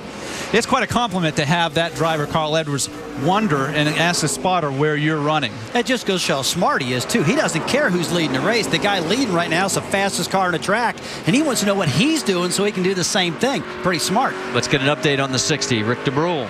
Well, and the most telling conversation of the whole night may have happened a little while ago between Carl Edwards and his crew chief. Carl said, he said, I thought we would be a little better tonight. They really want a pit stop so they can make one last adjustment to see if they could do something. If it runs the way it runs, I just don't think, listening in on the radio, that they think they have what it takes. It's interesting, guys. This right now, you got to be careful giving your crew chief information because they've had a long green flag run, and you don't want to adjust your car to how it's driving right now. And the reason why is because if we have a caution and they come in, we're only going to have a short run to the end. I'm not sure we're going to have another caution. The fewest cautions in 2011 has been 3. That's happened in 5 races. We've had 2 tonight. And if you want to know what the record is here, 0. Back in 1985, Jimmy Hensley won the race. He was driving for Howard Thomas back then. Now, Marty, go ahead and call me wrong, but I think we're going to get another one. You do? I do. I mean, we're at a short track. It always happens. If we get another one, do they come? They come to pit road? Heck yeah. They'll come down pit road, but I think you'll see a lot of 2-tire stops. I really do. Just remember, it didn't happen last night in the truck race. They ran 111 green flag laps to end that one. Might just happen again. Well, again, I'm not trying to start any drama, but I just think it's going to happen. Let's check in on the battle for 7th as you see Michael Annett. Remember, he took the 2 tires on the last pit stop. Look at the brakes glowing on the 18 car, the left front. It tells you he's driving deep in the corner. The car's not turning as well, so he uses the brake to set the nose. And so you've got Annett in 6th, Michael McDowell in 7th, Brad Keselowski in 8th. A little wiggle there as he's going back to the gas. And Brad Keselowski really hadn't shown a lot of muscle tonight, but he's also not faded like he did early in the race. We saw that big puff of smoke about 30 laps ago and hadn't seen any since. Yeah, we talked earlier, though, Ricky, this is a short track, and these guys, Brad Keselowski, Carl Edwards, guys like that have been dominating on these 1.5-mile tracks.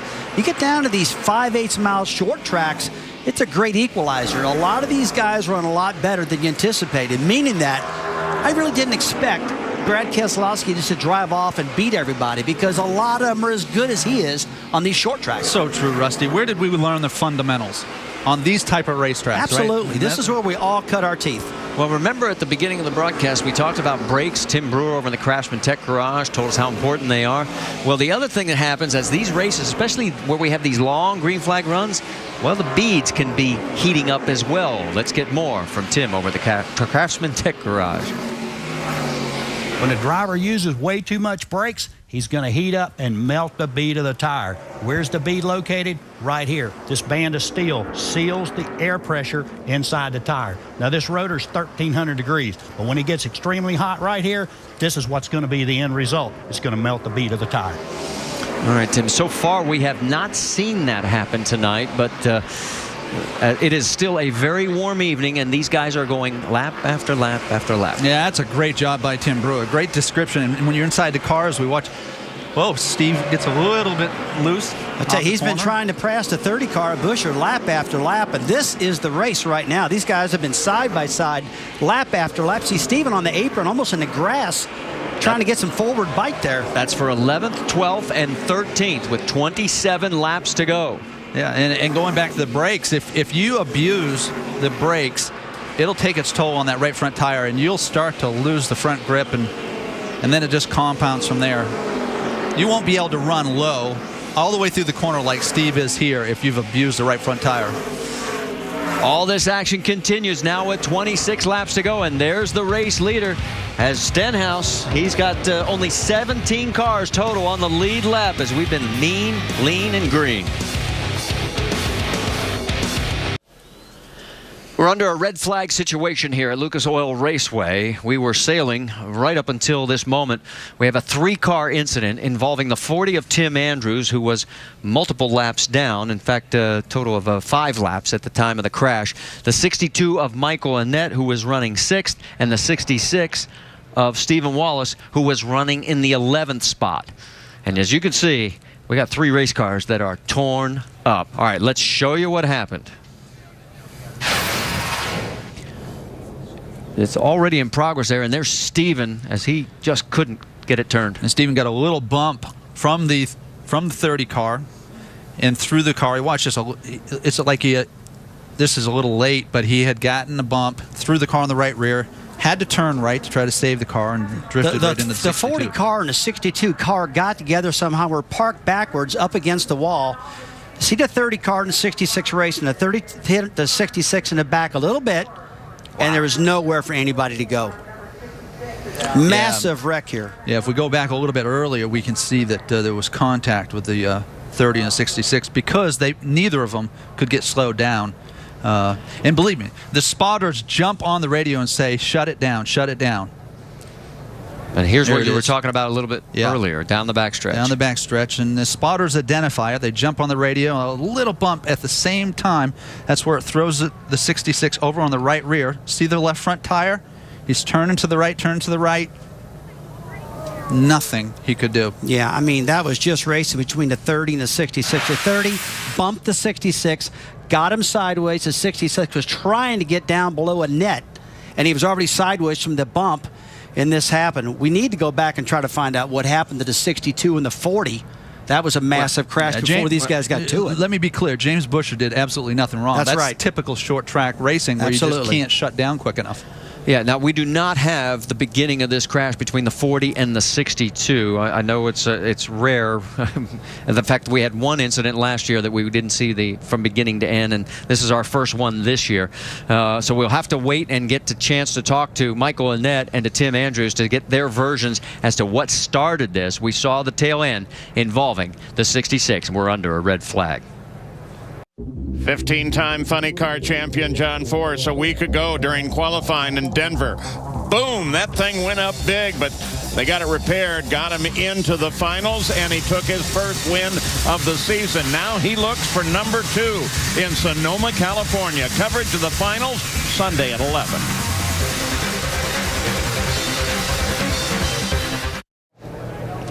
Under a red flag situation here at Lucas Oil Raceway after a 3-car incident involving what's left of the 62 of Michael Annett, the 40 of Tim Andrews, and the 66 of Stephen Wallace, as all 3 cars are on the hook. And we've got the back end of this deal as the 66 just could not get low enough on the track to avoid the contact. It's just a matter of the 66 Stephen Wallace identifying that there's a wreck there early, gets out of the gas, and James Busher tries to get out of the gas at the same time. A little bit of contact and pushes him. The 40 and the 62 are crashed up against the wall. Both of these drivers, the 30 and the 66, are trying to get down below the accident, trying to get on the brakes, and look, just get sideways. Yeah, you could see the front wheels. Stephen just was not able to get it to turn. Well, he was steering into the spin, and that's the only option you have on corner entry. And eventually the wall comes to you. Well, let's check in with Jim Noble. He has caught up with Steve Wallace. All right, I hate to use the term innocent bystander because Steve Wallace had a pretty good run going and you were getting better. What did you see in front of you? I don't really know what happened, man. Our Fiber Energy Toyota, we kept working on it all night long, kept making it better and better. And my spotter came on the radio, said there's a crash in front of you. And at that time, me and James Busher were racing hard. We raced for about 15, 20 laps. I finally got underneath up and got him cleared. And he bumped me a little bit getting into turn 3. And at the same time, my spotter said, check up, check up, check up. And I got in the brakes, and the car got sideways. And it just slid all the way through the corners, and nothing I could do. I tried to nail it, to accelerate away from Michael. And just one of those racing deals. I hate it for both of our cars, the pilot car was running good, and the 5-hour car, we were making it better. It's just one of those things, man. It sucks. You've been down this road before, and I know it's very frustrating. How are you feeling right now? I'm ready to go the next week, man. We're going to build us another car and, get those things tuned up for Iowa. Iowa's one of my favorite racetracks, and we're going to build another fast 5-hour Toyota and, keep on digging to the end of the year. All right, that's Steve Wallace, obviously frustrated, on to Iowa for that team. Well, the reason he's frustrated also is he's been good here at Lucas Oil Raceway. In 4 prior starts, he has 3 top 10s, one of those in the top 5. Yeah, well, I tell you, it's a hard lump to swallow here, but it's a product of the environment. And we were just talking about how calm things were and things were rolling along. And Rusty, you said that we were going to get a caution, but this isn't what you expected. I told you guys we're going to have another caution. I just didn't think it was going to be my cars. You didn't realize it was going to cost you a couple $100,000. Do you guys have any idea how much money this just cost me? I do. I do. It's huge. The big problem is how hard the crew guys have got to work to get this thing all back together. That's a lot of wrecked up stuff. All right, stay with us. We'll come back and see how fast we can get this cleaned up and check in on everybody else in the crash.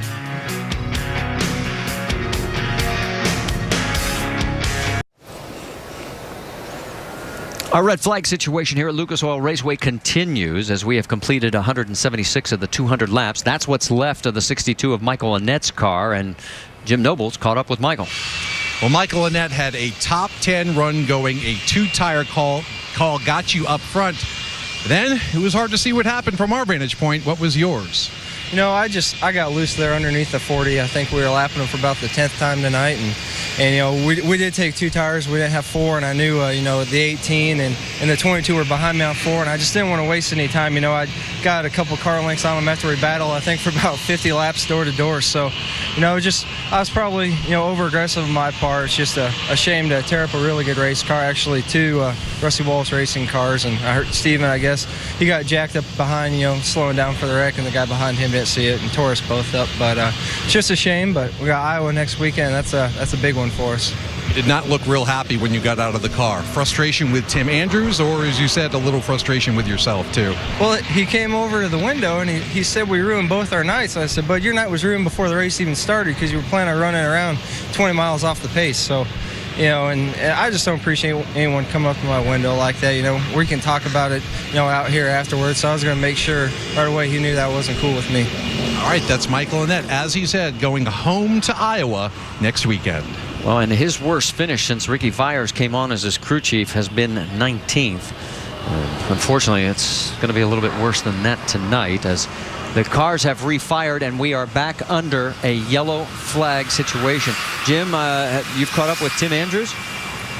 I certainly have, Marty. Now for the other side of the story, Michael Annette we just spoke with. He said he has some issues with you as far as the way you were running. He said he was lapping you for about the 10th time tonight. What's your response?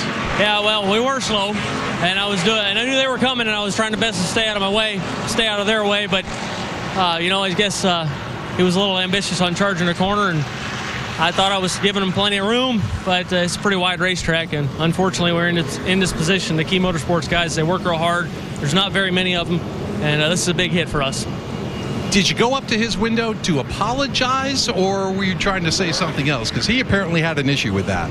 Yeah, I didn't think I was very smart, and I wanted to let him know about it right away. All right, that's Tim Andrews, his side of the story, guys. All right, so our red flag situation, as we've said, is over. It lasted 12 minutes, 34 seconds. We're back under the yellow caution as we'll get the pit stops. And let's talk a little pit stop strategy now. If you are Ricky Stenhouse, you have led 173 of 177 laps.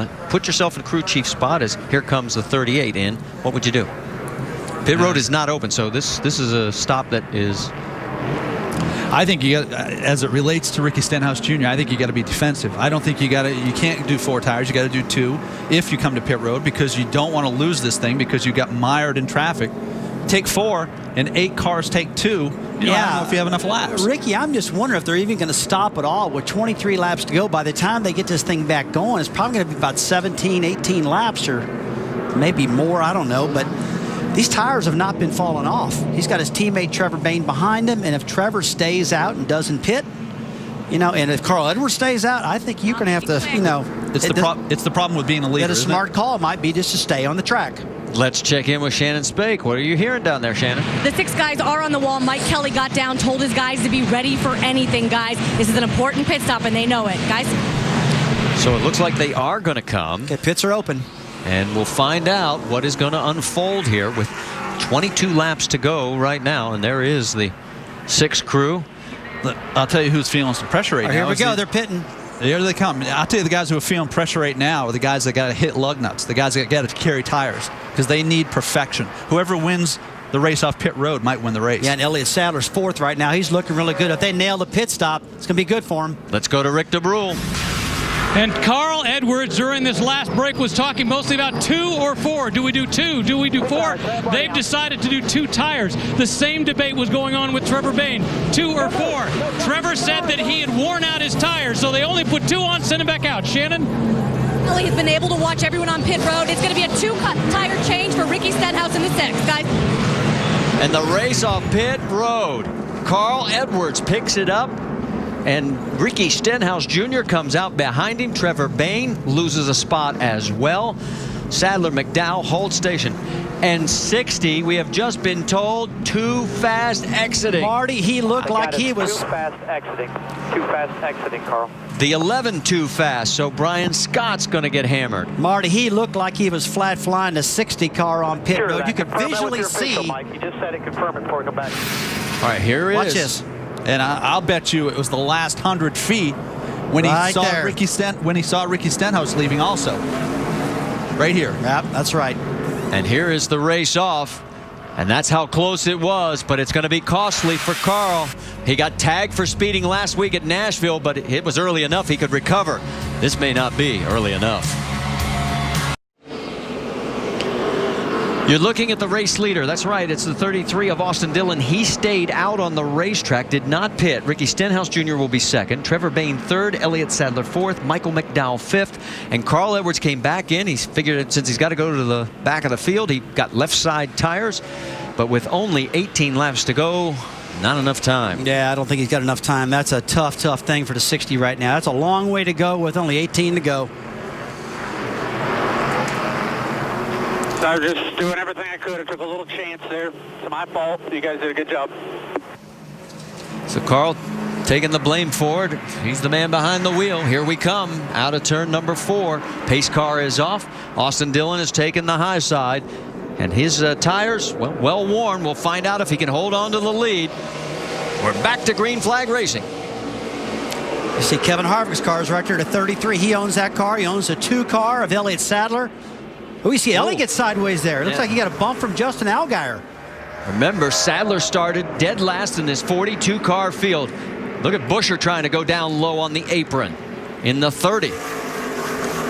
Ricky Stenhouse clears Austin Dillon. You see Trevor Bayne making the move to the inside with the cooler right side tires. They're going to pay off through the middle of the corner. I'll tell you, Austin Dillon's holding on good on the top side of that track, and Bayne gets a little bit more of a bite up off of turn 2, racing down the back straightaway into 3. Right side of your screen, that is Carl Edwards as he is trying to fight his way back. That's Jeremy Clements. Will contact Jason Leffler into the back of David Stremme. Action continues. As you can see, Ricky Stenhouse Jr. and Trevor Bayne, they have back in the 1-2 position. Here comes Keselowski taking a look underneath the 33 of Austin Dillon as well. These guys just dive bombing these cars down into the corners. Only 15 laps to go, and they're sailing them in the corners really deep right now. Yeah, we talked earlier how this has been a gentleman's race, comparatively speaking, for short track racing, but here we go. It's getting late. Yeah, Austin Dillon just got a bump from behind by Michael McDowell, but that's the risk you take when you have old tires on the car. I got a feeling the gentleman stuff just went out the window. Yeah, Drew Herring in the 88 of Eric Almirola did a little rubbing as well. Yeah, new tires allow the car to turn better, accelerate better, brake better. Austin Dillon has none of that. He's got old tires on this car still, and you see it right in the middle of the corner. You know, we watched a truck race the other day, and they ran like 115 laps caution-free. But when they did pit, you could really tell the 4 tires did a lot for those trucks. The 2 tires held up for Michael and then some other people, but Trevor Bayne as he has gone up in smoke. 2nd place, Trevor Bayne. Stay down low as you can. Stay down. Caution's out. Oh, that's going to help Carl Edwards. You've got to be kidding me, man. You hear the frustration in Trevor's voice. This would have been a career best for him. His prior best was 3rd at Chicago this year. Still looking for that first win in the Nationwide Series, and it's not going to happen tonight. What looked like, guys, with 20 laps to go, a Roush sweep of the top 3 spots, it's now down to Ricky Stenhouse. That's crazy. You don't normally see cars blow engines on short tracks because they don't run along a lot of RPM for a long time. And Jack Roush takes this personal. Believe me, he doesn't like to lose engines. Let's go back and show you on board with Elliott Sadler. He's picking the throttle up off of turn 4. You can see it just grenades. We saw it start to expire on the exit of the corner. A lot of times these things will break pieces on the upper end, valves and things on deceleration when you go into the corner. And did you see that stretch of time where he couldn't see a thing? This is Trevor's view out the back. See, that was on corner entry, on deceleration. 9 times out of 10, an engine will blow up when you get off the gas. That's when the pieces start stretching. You know what's pretty crazy about that, though, Ricky? You heard the motor really still sounded normal, and the smoke's just pouring out of it. And Austin Dillon is now coming down pit road as the gamble did not pay any dividends at all for the 33. So as Dillon. Austin says, I've had enough of those old wore-out tires. Give me some new ones. Yeah, his fun meter's pegged on that deal. They're going to get 4. Hey, but I wouldn't have thought the 2-tire strategy had been this bad. I thought it had worked out for him. I mean, staying out. Yeah, I thought it would have worked okay. It wouldn't have been this bad for him, but obviously a major call that didn't work out right for him, and he's going to have to come from the back to the front now. Free pass goes to the 09 of Kenny Wallace. He'll be 16th car on the lead lap. All right, let's check in with Rick DeBrule. He's caught up with Trevor Bayne. Yeah, Trevor's trying to figure out exactly what he's going to say right now. What a great race right up to that moment. Yeah, it was one of our better races of the year. You know, you just hate to end it this way. Roush Yates has given me great engines all year long. There's some great guys there, and we just part failure or something here in the engine, and it's frustrating because it's one of your best races, one of your best chances of winning all year. Last race here at Lucas Oil Raceway, and you know, I hope my teammates get it. Carl had some bad luck there. Ricky's still out front, but man, that was a tough race to blow up at the end. Do you think you had anything for Ricky at the very end there? You know, you never know what's going to happen here. I think he was a little bit faster than us, but you never know when you catch lap traffic, a caution at the end. I know we were going to try. You know, no matter what, we were going to try to get him. And, you know, we were in position to do it, running second there. He's done great all night, but our team did a good job too. And it's frustrating, man, when you run like that all day just to throw it away at the end. But we'll come back, and hopefully it's a good sign for the rest of the year. Once again, a great run, just didn't quite make it all the way, and it wasn't his fault. Well, the engine shop will be checking this because remember back at New Hampshire, they had a blown engine with Carl Edwards, so that's the second one in 3 races. Great point, Marty. So they'll be looking on that, and look at this. We talked about how hot the brakes can get. There is a fire. Look at this right side. I'll tell you what, I've seen rivers getting hot, but this fire won't go out on this 31 car. It's burning big here. Yeah, it's crazy. A lot of times rubber will build up underneath inside there and catch on fire, but this looks worse than that. That's not good. I mean, there's a lot. The brake, well, it looks like it just went out. Oh, it's back up again. He's got a serious problem, and we have got 1 lap to go. We're going green next time by. Looks like he's got brake hoses. Yeah. Is it running? Yeah, but it's like all over the place. Water temp's 300. Oh. Get up there alongside that too. That's where you're supposed to be. That's coming out of both sides. This car has got a fire on it. He's got to have to get out of this car. Rusty, this is starting to look like oil fire. Yes. Yeah. They are bringing the yellow flag back out because of the situation involving the 31 of Justin Allgaier. So what was a potentially great run for him could also be going up in flames. Well, Justin Allgaier has taken his car behind the wall. It erupted into flames. It was a lot more than just a brake fire. Look at the dejection on his face. Remember at Road America, he was leading there when he ran out of fuel. He was running second here when all this happened as he pulled off. We thought he had a brake scoop catching on fire, the brake hoses, but it looks like an oil fire, Ricky, just on both sides coming out. I think it started as a brake fire, and then I think it transferred all that heat into the engine department there and caught an oil line on fire. Good. He's out. Let's reset this for you because you aren't going to believe who's in second place, folks. The man who started 42nd in this race. It will be I'm sorry, Sadler's, they've restacked him now as they're trying to get everybody lined up. And here is Roush Fenway Racing with Ricky Stenhouse, Trevor Bayne, Carl Edwards. He's back to 11th position. Still got a lot of traffic. Let's reset it for you. It's Stenhouse and Keselowski up front. Then Buescher and Elliott Sadler. For a while there, they had Sadler right up there in the front row, but they've readjusted according to scoring. And so now we go back to green flag racing, and there'll be 4 laps remaining here at Lucas Oil Raceway. Nobody's had anything for Ricky Stenhouse Jr. all night. Let's see if Brad Keselowski's got any muscle on the high side. Wasn't able to clear him. That's very important. Down into turn number 3, and Sadler looking for an opportunity to get past both of them. A little contact here. A little more contact. And they come by with now 3 laps remaining, and he does finally clear him. See Brad trying to do the crossover underneath Stenhouse right now, try to get alongside him down the back straightaway. Wow, we haven't seen anybody challenge him all night long. And Brad's just got he's leaning on him. He's leaning on him. He's taking him right to the wall, and here comes Sadler with an opportunity to get around. And Stenhouse, he's coming charging fast, and he's going to bang the wall, bang Sadler. Here we go. Brad Keselowski overdrove the corner, used up Ricky Stenhouse. Sadler's going around. Does anybody hit him? And yes. Oh, his teammate. Contact with the 33 of Austin Dillon. Get it going if you can. I know you're right here, boy. If you can. The caution is out.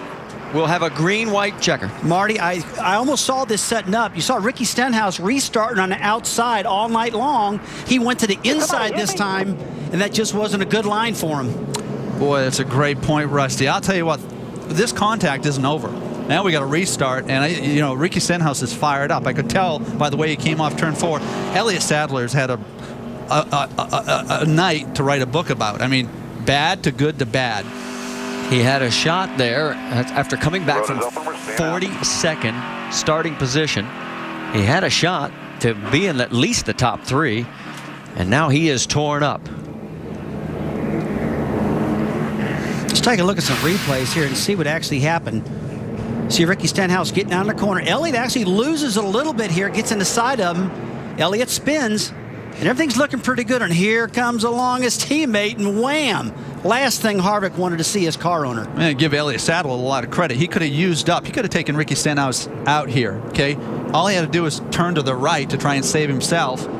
And he was courteous to Ricky Stenhouse there, and it cost him a spin and ultimately a car. But I applaud Elliott Sadler for the way he handled that. On board with Sadler. Let's listen. Pretty obvious what happened there. Brad drove way deep in the corner and leaned up against Ricky Stenhouse. A little contact. Come on, you're good. Still out there. Gets a little loose, gets into his door. Okay, that's a tough position to be in that Elliott Sadler was in. We talk about getting this aero loose stuff. He just got real loose underneath of him. From Austin Dillon's point of view.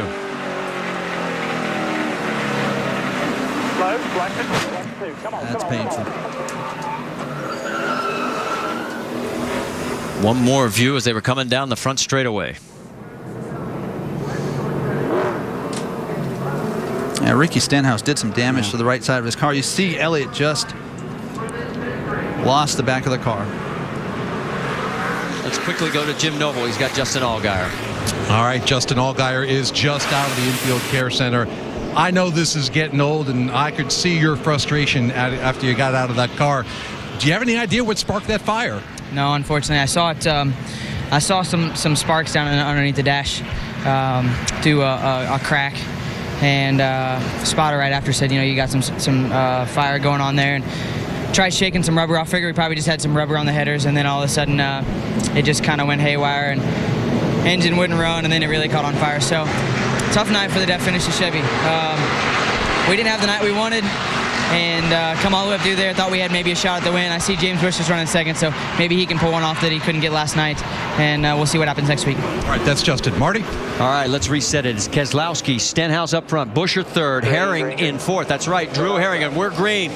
Our third green-white checker ever here at Lucas Oil Raceway. And look at Keselowski trying to protect both top and bottom. So he did a good job threading the needle, getting through those guys because, hey, look at this. Look how Drew Herring get bumped off the wall. Still bumping. Side by side with the 18. Michael McDowell, his teammate. Here we come to the white flag. This race will be official. I think Ricky Stenhouse. Look out. Here goes Brian Scott heading for the wall, coming back up across the track. Wow. The race stays green for right now down the backstretch, and it looks like Brad Keselowski is going to take this win. He's opened up the margin. So after Ricky Stenhouse dominated this race, leading 188 laps, here comes Brad Keselowski leading 7 of them to take the win. Good job, boys. Way to get that done, Brad. Awesome job. James Busher. So way to make something of it. Really proud of that. You guys kept working on this car all day long. Still got a lot to work on, but we got it done. You guys should be proud of that. They certainly should, and so should James Busher. Remember, he finished 3rd 2 nights ago in the ARCA race, 2nd in the trucks last night, 2nd tonight in the Nationwide Series. Hey, what, with 100 laps to go, I didn't think the 22 would win the race. No, we saw that big puff of smoke, had no idea what was causing it. You see, Brad, I don't think Stenhouse is happy. Remember when Brad got into him, rode him up the track, and he's trying to catch up to him, and Brad's having none of it. It's going to be an interesting conversation, I think. Yeah, I think we'll keep the cameras on him. I was looking at the right side of the 22 of Keselowski. I don't see any marks on it, guys. That's a pretty clean right side. It doesn't look like he roughed up Ricky Stenhouse, but he drove him deep getting down in that corner. Take a look at that. Just one little tiny mark in the back, and that's about it. All right, let's check in down with Todd Gordon. He's a happy crew chief. Well, Todd Gordon started today just looking for a 3rd consecutive pole. You got to win. What was the key to doing this tonight? Just track position and put yourself in position there at the end. We were tight early. 6 car had us on the long runs, but we had a pretty good short run car. Knew if we got this late caution, we could get a shot at it. Brad's really good at closing the deal. Did a great job to Discount Tire Dodge. What did you think when you were watching the battle with the 22 and the 6 out there? You know, I hope we get a chance to come back to a place like this because that's good old-fashioned short track racing at its best, and done a really good job with it. That about says it all. Go to Victory Lane. Congratulations. Guys? Remember when Brad Keselowski started this year, a 30th at Daytona, a 34th at Phoenix? Well, he's won at Kentucky, and now he's won here tonight at Lucas Oil Raceway. And there he is celebrating in front of this great receptive crowd at Lucas Oil Raceway. NASCAR Nationwide Series at Indianapolis is brought to you by Loctite PL Adhesives and Sealants, trusted performance, proven results, and Verizon, the destination for tablets powered by 4G LTE. Beautiful view from high above. It's the fireworks here at Lucas Oil Raceway. And boy, would we have some fireworks in the last few laps. Let's head down to the One Main Financial Victory Lane.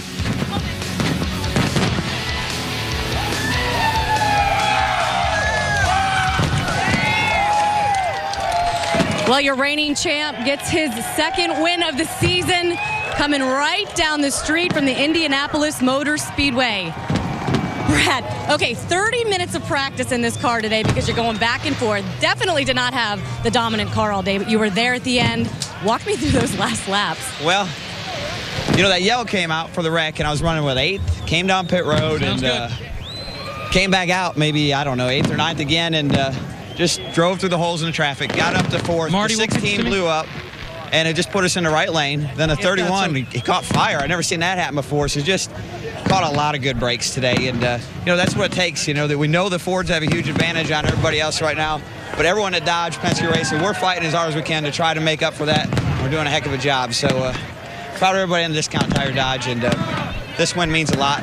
It's a track that's shutting down for the Nationwide at least, and I've been fortunate enough to win at you know, Gateway and Memphis and some of the other places, and these wins really mean a lot. I really hope that we can come back to this racetrack in the future, and just great racing all night. You had a lot of rubbing right there with Ricky Stenhouse towards the end on that last restart. Did you think it was going to get a little more aggressive than it got? Well, you know, we had to restart, and his car kind of outturned mine pretty good. And I knew I had a shot to cross him back over through 2. Pulled the crossover on him and drove down into 3. And, you know, it's just we're all both fighting for the middle. And I took the middle and he took the middle. And we just rubbed a little bit. And, you know, I didn't take him out by any means. Just raced him hard like, you know, I'm sure he'd race me for the win. And he did a heck of a job all night. And Ricky really deserved to win this race with the car he had. But, you know, just things kind of fell our way tonight with the Discount Tire Dodge Challenger. Congratulations and good luck tomorrow at Indianapolis. Rick? Standing by with Elliott Sadler, and I think this one hurts even more than last week. Take us through those last laps and what happened. I don't know what happened. We were running 3rd on the restart, and the 31 caught on fire. So I thought we would move up to 2nd, and NASCAR didn't let us. They penalized us for some reason, and Brad got to go from 4th to 2nd, so that put us in position on the inside, which is tough down there. You get a little loose, and then I just got loose under the 6th car, but I don't understand the rules yet over here in the Nationwide Series. They got us in New Hampshire, cost us 5 or 6 spots, and I'm trying to follow all the instructions, and I don't understand how you can run third, the car in front of you catch on fire, and you don't move up. So I'm not clear about the rules over here. Let's talk about the action on the track and what led to the slide. Led to what? To the slide that I just got loose underneath the 6, and the 30 was underneath me, and I was trying to hold it down to keep him down, and I just lost. It was my fault. It's a shame. My guys worked their butts off today, and we came from last to had a shot. And if I had to restart it where I should have on the outside, we had a good shot to win this thing, but it just wasn't meant to be tonight. We'll just go home, regroup, and go get them next week at Iowa. For Elliott Sadler and the team, just an amazing swing of emotions. And just struggled to get the handle. All right, I'm standing by with Ricky Stenhouse Jr., who I'm sure would trade 188 laps led for a trophy right now. Take us through those last few laps. Yeah, it's frustrating. I've been working on my restarts all year, and they got us this night, and it's just part of this great nationwide insurance series, man. They got a lot of great drivers in here. Brad Keselowski's a really good driver and a little bit better on restarts than I am, but our Black Angus Beef and Cargill Mustang was obviously pretty fast all night, pretty dominant, but you can't say it's dominant when you don't win the race. But we had a lot of fun out here. I think we learned a lot, and we were just a little too tight on that last restart to really roll the center and get up to them, but it was a good night for us. Unofficially, you are the points leader right now. Any consolation?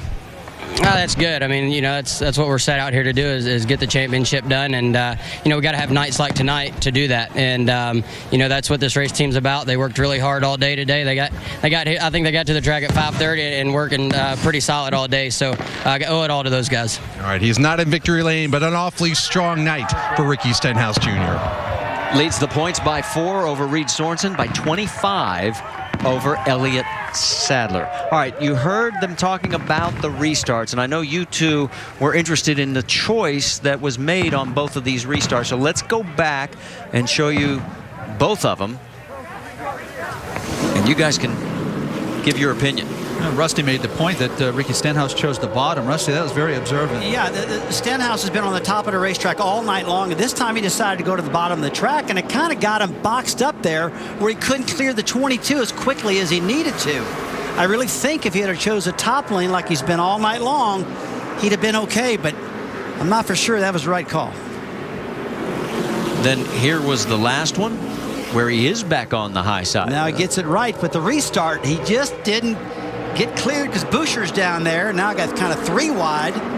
But the problem here, guys, is that Ricky Stenhouse had already damaged his car. He hit the wall off of turn 4 prior to that, and I think he took the goodness out of that car. That's one thing we didn't see. Good point, Ricky. He had the right side tore up on that 6 car. Well, with 20 laps to go, Roush Fenway was running 1, 2, and 3. They end up not even winning the race. And Jim, I think you've caught up with Carl Edwards, who finishes 5th.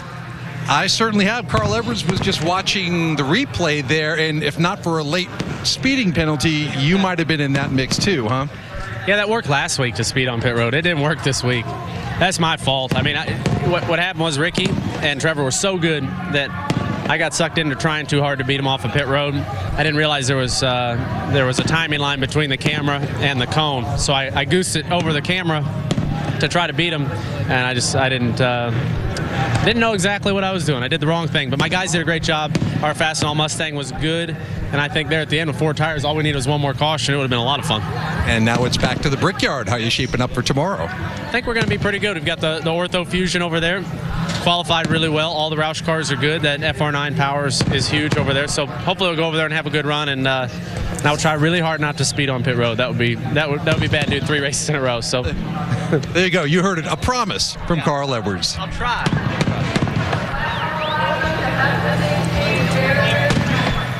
James Boucher, while Carl Edwards lost in that deal, you gained. I mean, what an amazing run for you tonight, ultimately to finish 2nd. Can you believe it? It definitely was a really good run for us and a great weekend.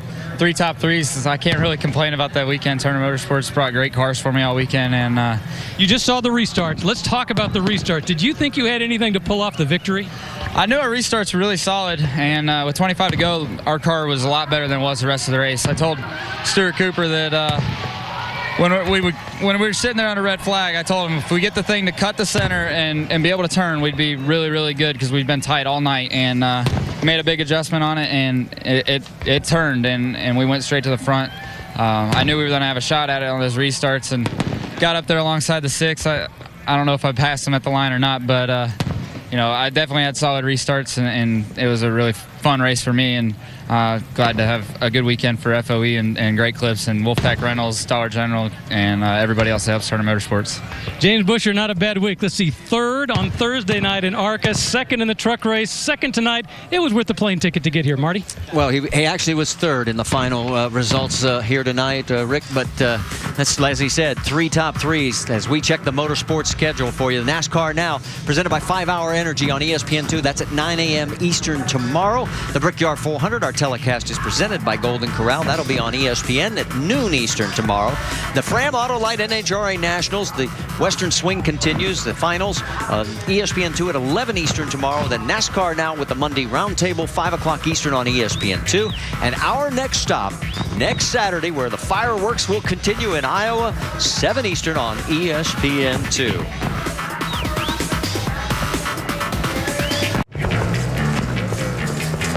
Well, the fireworks are continuing here at Lucas Oil Raceway, and here's our ticket to the race, and you can see that we've got some interesting stops along the way as we'll be headed for Iowa Speedway, then a couple of road course races with Watkins Glen and Circuit Gilles Villeneuve, and then on to Bristol, where it's always some beating and banging. Let's take a look at the points update now, and we've got another change at the top. As the fans were loving the fireworks, Ricky Stenhouse is loving the fact that he has moved into a 4-point lead ahead of Reed Sorensen. And that last gasp deal for Elliott Sadler drops him back 25. And Justin Allgaier is now 52 back. And remember, 43 points makes up literally a full field. So it gives you an idea just how much ground Justin Allgaier is going to have to pick up. Let's check in once again with Jim Noble. He's caught up with 4th place. That's right. We thank Eric Almirola for sticking around to talk to us. Almost a sneaky 4th place finish. How'd you pull that off?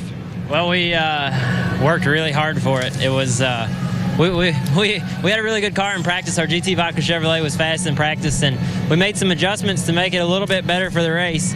And it kind of went the wrong way on us, and we started off the race not where we wanted to, but Pops made some adjustments during the race that made our car a whole lot better, and all the guys on this GT Vodka team worked really hard and had really good pit stops on pit road tonight and got our car better and better every stop. And Pops made a call to get 4 tires there at the end, and that was a really good call. A lot of them guys had 2 tires in front of us, and we were able to drive by a lot of them. So good night for us. Another top 5, 3 top 5s in a row. So we got some momentum on our side, and this is fun. Everybody at Junior Motorsports working really hard, and we get to come out and run good like this, and we're starting to get things turned around, so it's a lot of fun. All right, good, solid night for Eric Almirola. Shannon? Well, Michael McDowell comes home with a 10th place finish, but you were running 5th before that last restart. What happened? Yeah, just a green white checkered. I got in the wrong lane.